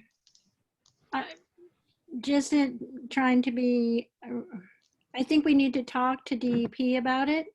And I know we have stabilized the plan for regular years, but when you have significant construction like this, as we plan ahead, I think we need to talk to DEP immediately about making sure that there can be some accommodation. We're not trying to lower the lake or take away the beaches for everybody in the summertime, but to figure out what we can do, and we'll need to work with Matt and seeing what the minimum amount of accommodation would be needed. And again, I think Matt's point is in the summer, it's going to be dependent on the conditions of that time period too. But Right. And if it were this summer, it would be ideal. Yeah. Not on a drought. I would just add that we do understand that typically there is a standard drawdown process before winter, right? That there's a drawdown to allow for additional capacity in the dam in the lake during the winter months. Yes. And so one thing that we could discuss with Army Corps as well, and with you, standard low flow time frame is August to September. I think that's just because of the nature of perennial streams, and generally there's just less water in the summer. But if the time frame is lower during an alternate timeline for the town, then that's something that time of year restriction maybe could be discussed. And so I would throw that to you as just a point of conversation here. Would you relax, I guess, the time of year restrictions if it better mirrored a low flow condition from the dam? Well, it's challenging to do that because it's all being done under orders of conditions associated with a notice of intent. So if we were to do something different than that, I think there would need to be a notice of intent to DEP specifically on that topic. I don't think the commission has the authority to make that change is what I'm saying. I'm thinking back to when the lake was lowered for the dam repair back in, what was it, 2008, Becky? Yes. There was a notice of intent that included the specifics of the lowering in the notice of intent, and that's not included in this notice of intent. So I think without some sort of formal documentation, we can't just have a chat and agree to lower the lake. No, I guess what I was suggesting is more that the project would follow the timeline of your I see current operation. Right, and so that would be November. So the lake lowering, I believe, the lowering begins October 25th and is complete in about 3 weeks. I don't know if that would work for construction. Right. Yeah. I thought it might be a little earlier in the fall. Yeah, any concrete work or paving work wouldn't work then. So yeah, we can certainly continue this conversation. And again, if worse comes to worse, these culverts are constructed in projects that don't have dams directly upstream all the time and do need those water controls. So it's not something that can't be done. We were just hoping with this, really helpful dam where you're able to control the flow, and because water control can often be such a concern and a very costly measure, that we could use it to our advantage. Right. It's just you didn't include that in your notice of intent, I don't believe. Right? That is correct. It came up as a conversation when we were on site, but it isn't part of the notice. Right. Okay. So we can talk about it Yeah. during construction, but I'm not sure what we could actually do. So I think then, oh, I'm sorry, go ahead, Becky. So I'm just trying to figure out what if we have, what the options are, Penny. So I think I'm understanding you to say that we would need a second notice of intent to achieve that at that time. Well, I think I would need to talk with the EP to find out more. I'm not sure, Okay. but I don't feel like the Conservation Commission can just say that you can lower the lake. Right. And No, the I understand. can't I'm just say trying- we can lower the lake. Right. So that conversation needs to go to DEP, and then we have to figure out what is required to do that. Right. Okay. Right. And if this had been included in the notice of intent, rather than it just being a response to DEP's questions, perhaps we could have approached it differently, but I don't think we can just do this as an aside. And I just wanted to say, in Mark Stinson's email earlier, he talked about amending that previous order of conditions that Penny's talking about for the lake lowering. And so I'm wondering if maybe that process would be something we could ask DEP about, like amending the existing order. Okay. That sounds reasonable. I don't know what the process is at all, but it was just Mark Stinson's comment today. Right. The bottom line is we don't know, but we don't have the authority to do that within the commission. Okay. Okay. Okay. But thank you for making sure that the issue is clear to everybody so we can figure it out. Okay, where were we? So, okay, I think your timeline seems reasonable with the, what we need to consider the issue of lowering the lake. So now we're on page 7. Yep. Correct. So we're going to be consulting with Army Corps. I guess that's the tail end of the previous comment. We'll be working with Army Corps to confirm the self-verification form assumption or understanding if a PCN is going to be required. Okay, and I hate to sound dense, but what is a PCN? Pre-construction notification. Okay, sorry.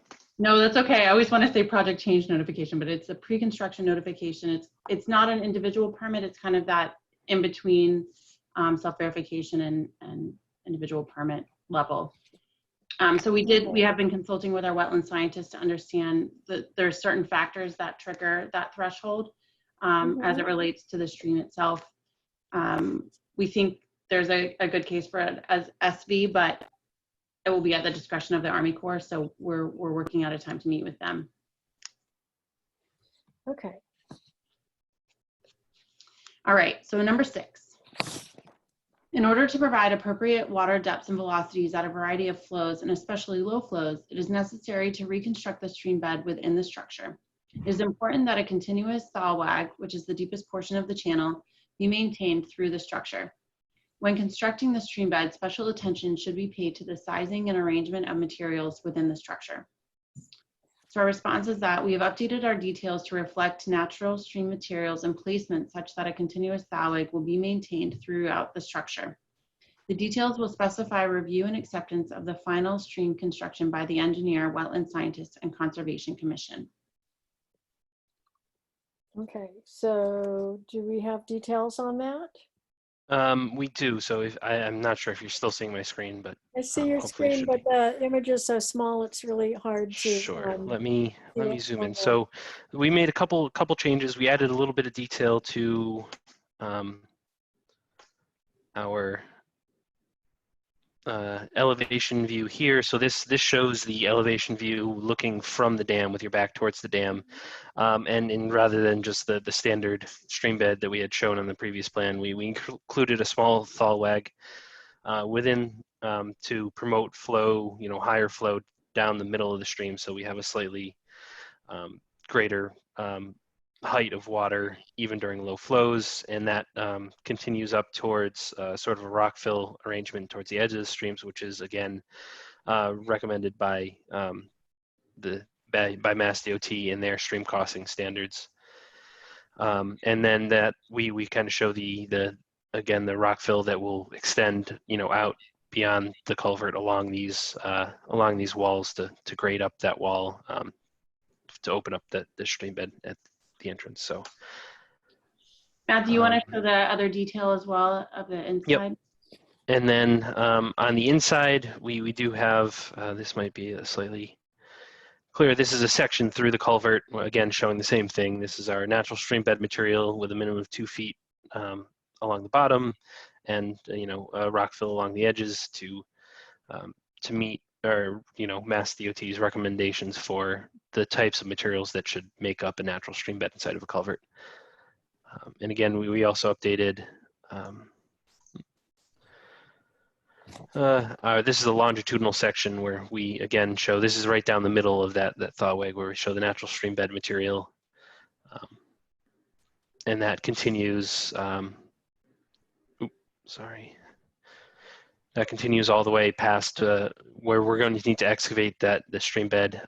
The existing culvert comes out here, so when we take out that existing culvert, we'll need to replace that stream bed all the way to where the existing culvert ended. And on the other side, it will be the riprap blanket. So this will be the stream bed with the riprap blanket on either sides up near the wing walls. Okay, thank you. Mm-hmm.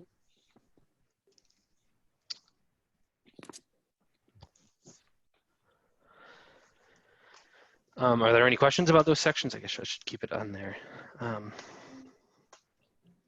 No, I don't have any questions. Perfect. All right. Well, I will go to number 7 then. The notice of intent notes that a 25 square feet of BVW will be lost in the work. No replication is proposed. Is the BVW to be lost in a finger-like projection?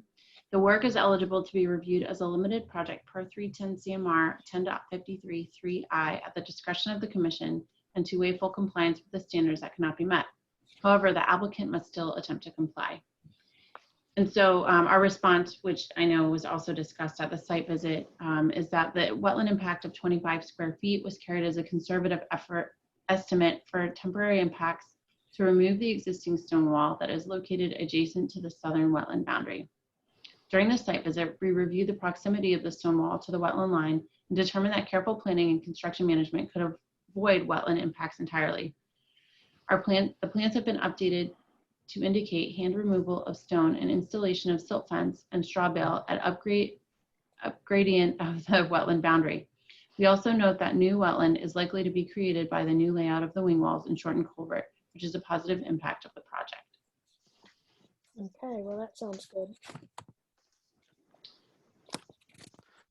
Yeah, so, and I think one other thing that we've updated on the plans, Matt, if you want to show them, is the limit of the erosion control barriers as well, to really clarify an additional level.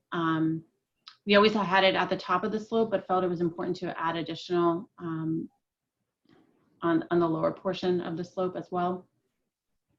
So you can see it. Can you pull back just a little bit? I'm having a hard time Sure. understanding that in relation to the whole, oh, I see, okay.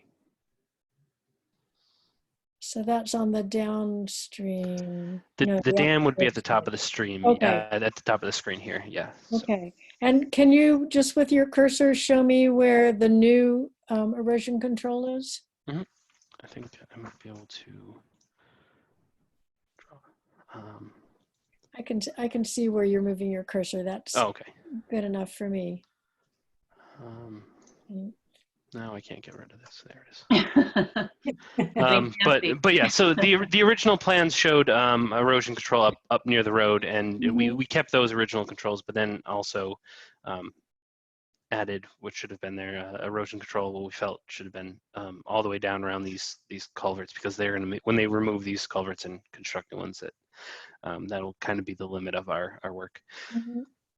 And can you just remind me what you're proposing for your erosion control? Yes, they are on, I don't have the plans in front of me, but there is a section of the erosion control on the construction plans that were included in the NOI. And I don't want to speak without having that answer for you, but I'll pull it up.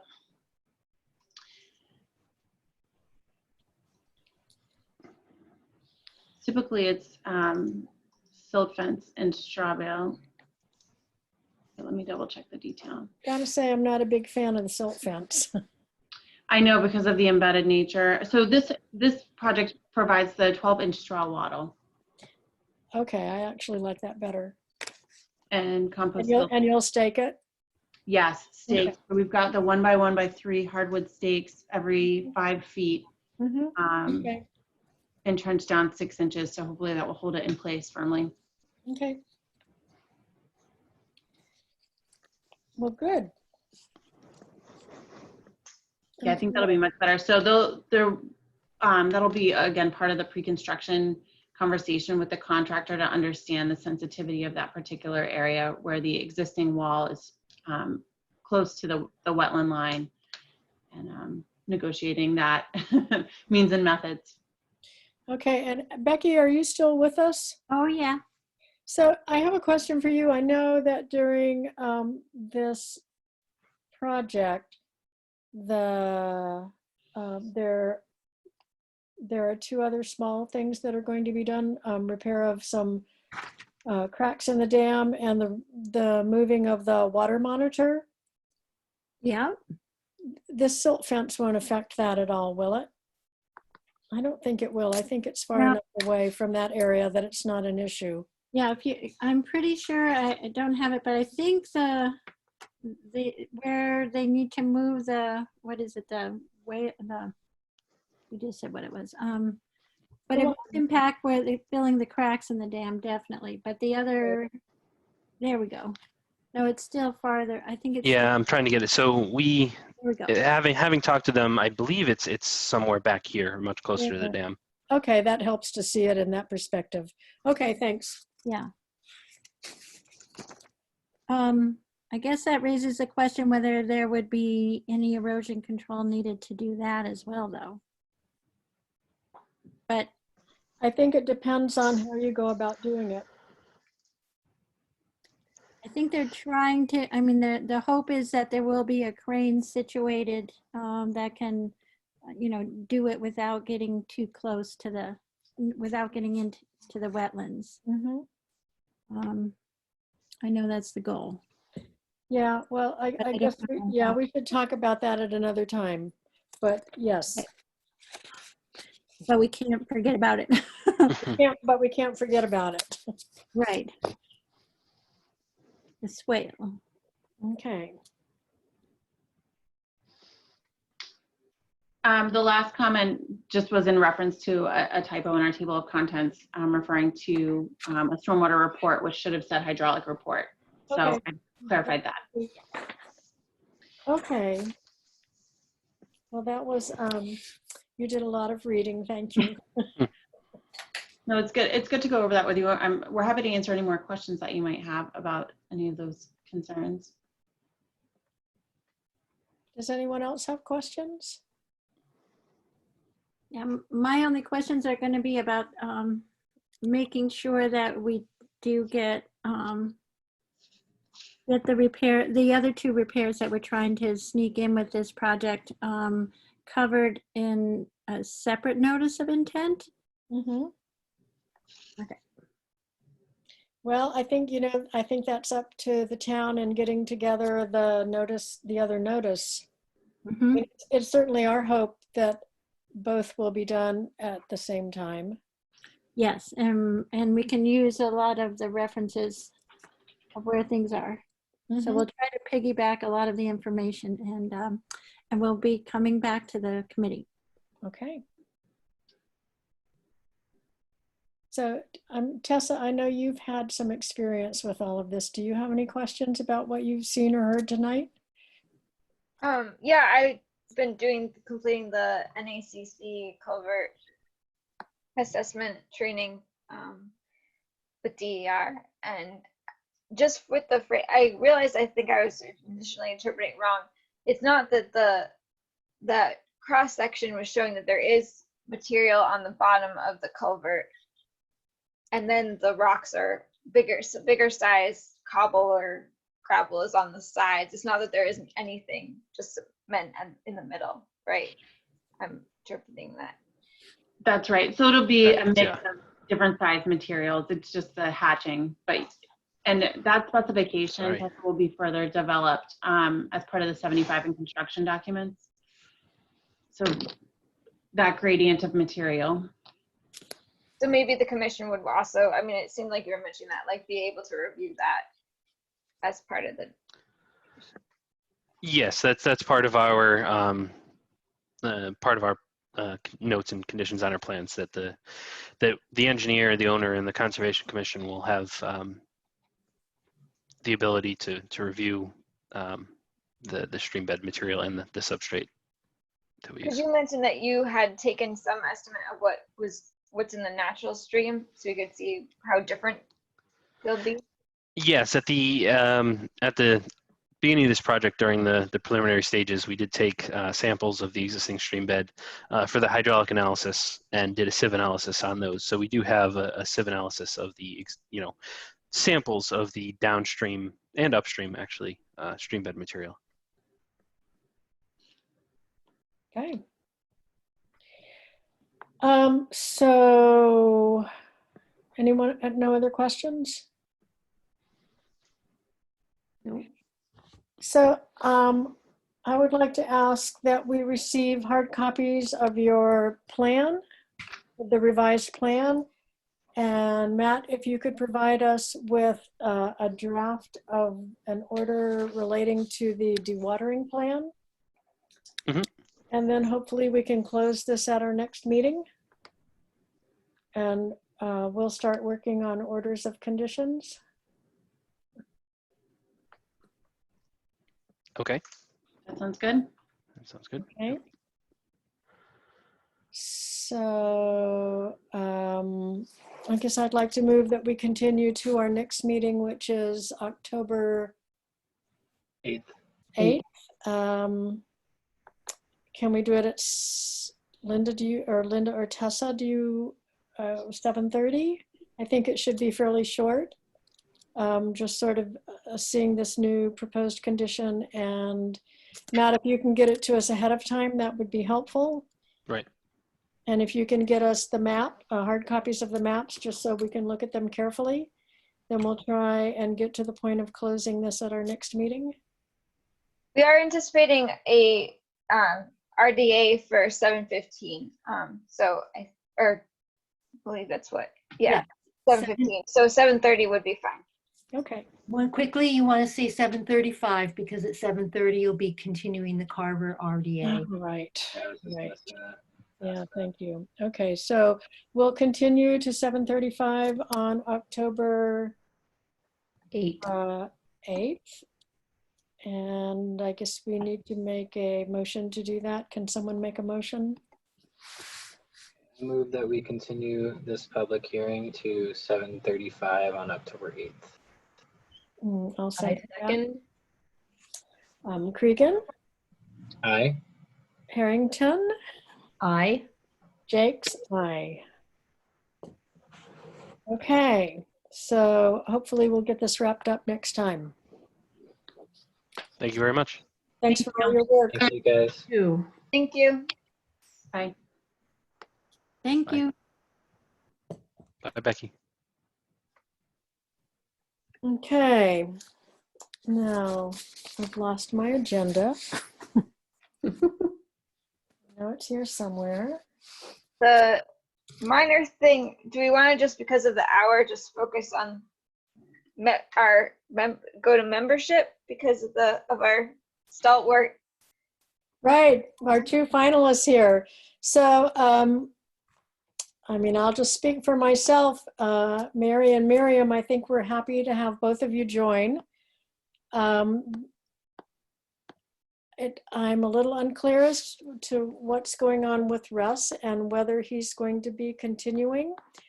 As soon as we sort that out, we'll figure out what's going on and be back in touch.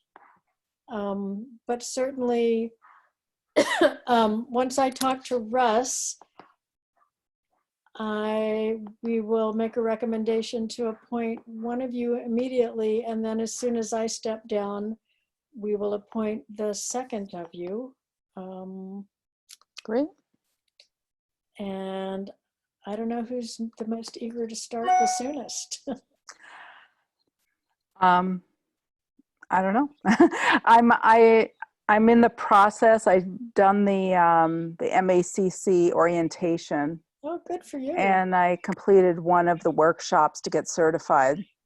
Good for you. So I'm planning to sign up for some more of the basic workshops at the conference in October. Great. So, and Maybe I'll see you in some of those then, Miriam. I got my runoff erosion and sediment control field guide. Well, that's a great thing to read before bedtime. So, a couple things I wanted to ask was, in anticipation of joining, could I get, and I'm sure Mary feels the same way, could we get included on the distribution for minutes and documents? Just so I can Yeah, well, read you know, things ahead of time. the minutes become, the minutes, we'll certainly send you the agendas. Are you getting those now? Yeah, I can download those. Yeah, well, we can certainly send you the agenda. And Linda, there's no reason, Linda and Tessa, sorry, Tessa, old habits die hard, I apologize. There's no reason we can't provide copies of minutes at this point. Is there? Drafts. Drafts, right. No, as soon as they're sent out to the commission, they're public record. Yeah. So sure, we can do that. And That would be really helpful. yeah. And you know, if it's possible to just include us on exchanges around documents coming in, or other things, just so that, you know, we can be more up to speed at the meetings until Sure. we're officially on. Right. And Linda, when is the next select board meeting? It is Tuesday, the 29th. Tuesday, the 29th. Mhm. Do you need us to be at that meeting?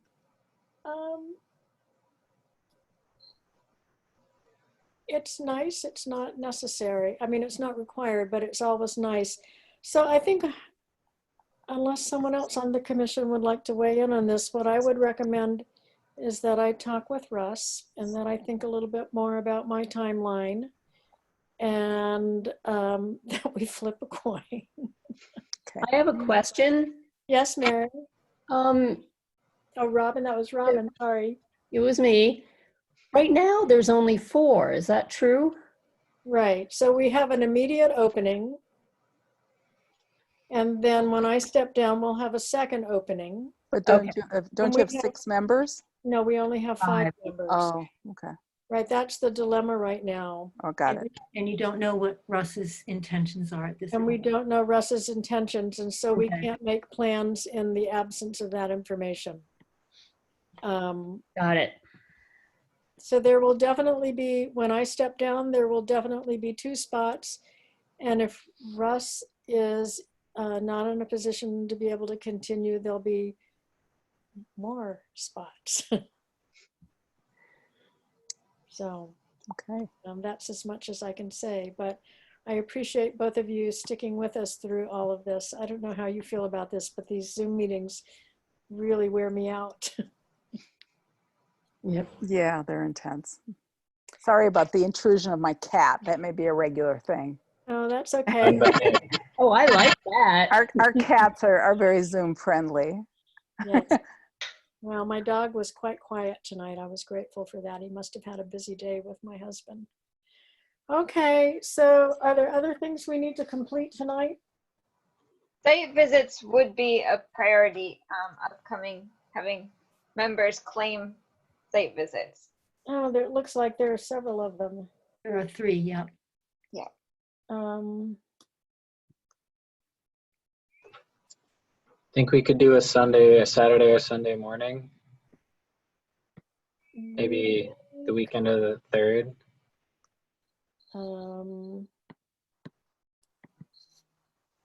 Let me just, I could potentially do the 4th. The morning of the 4th, like at 10 o'clock or 11 o'clock.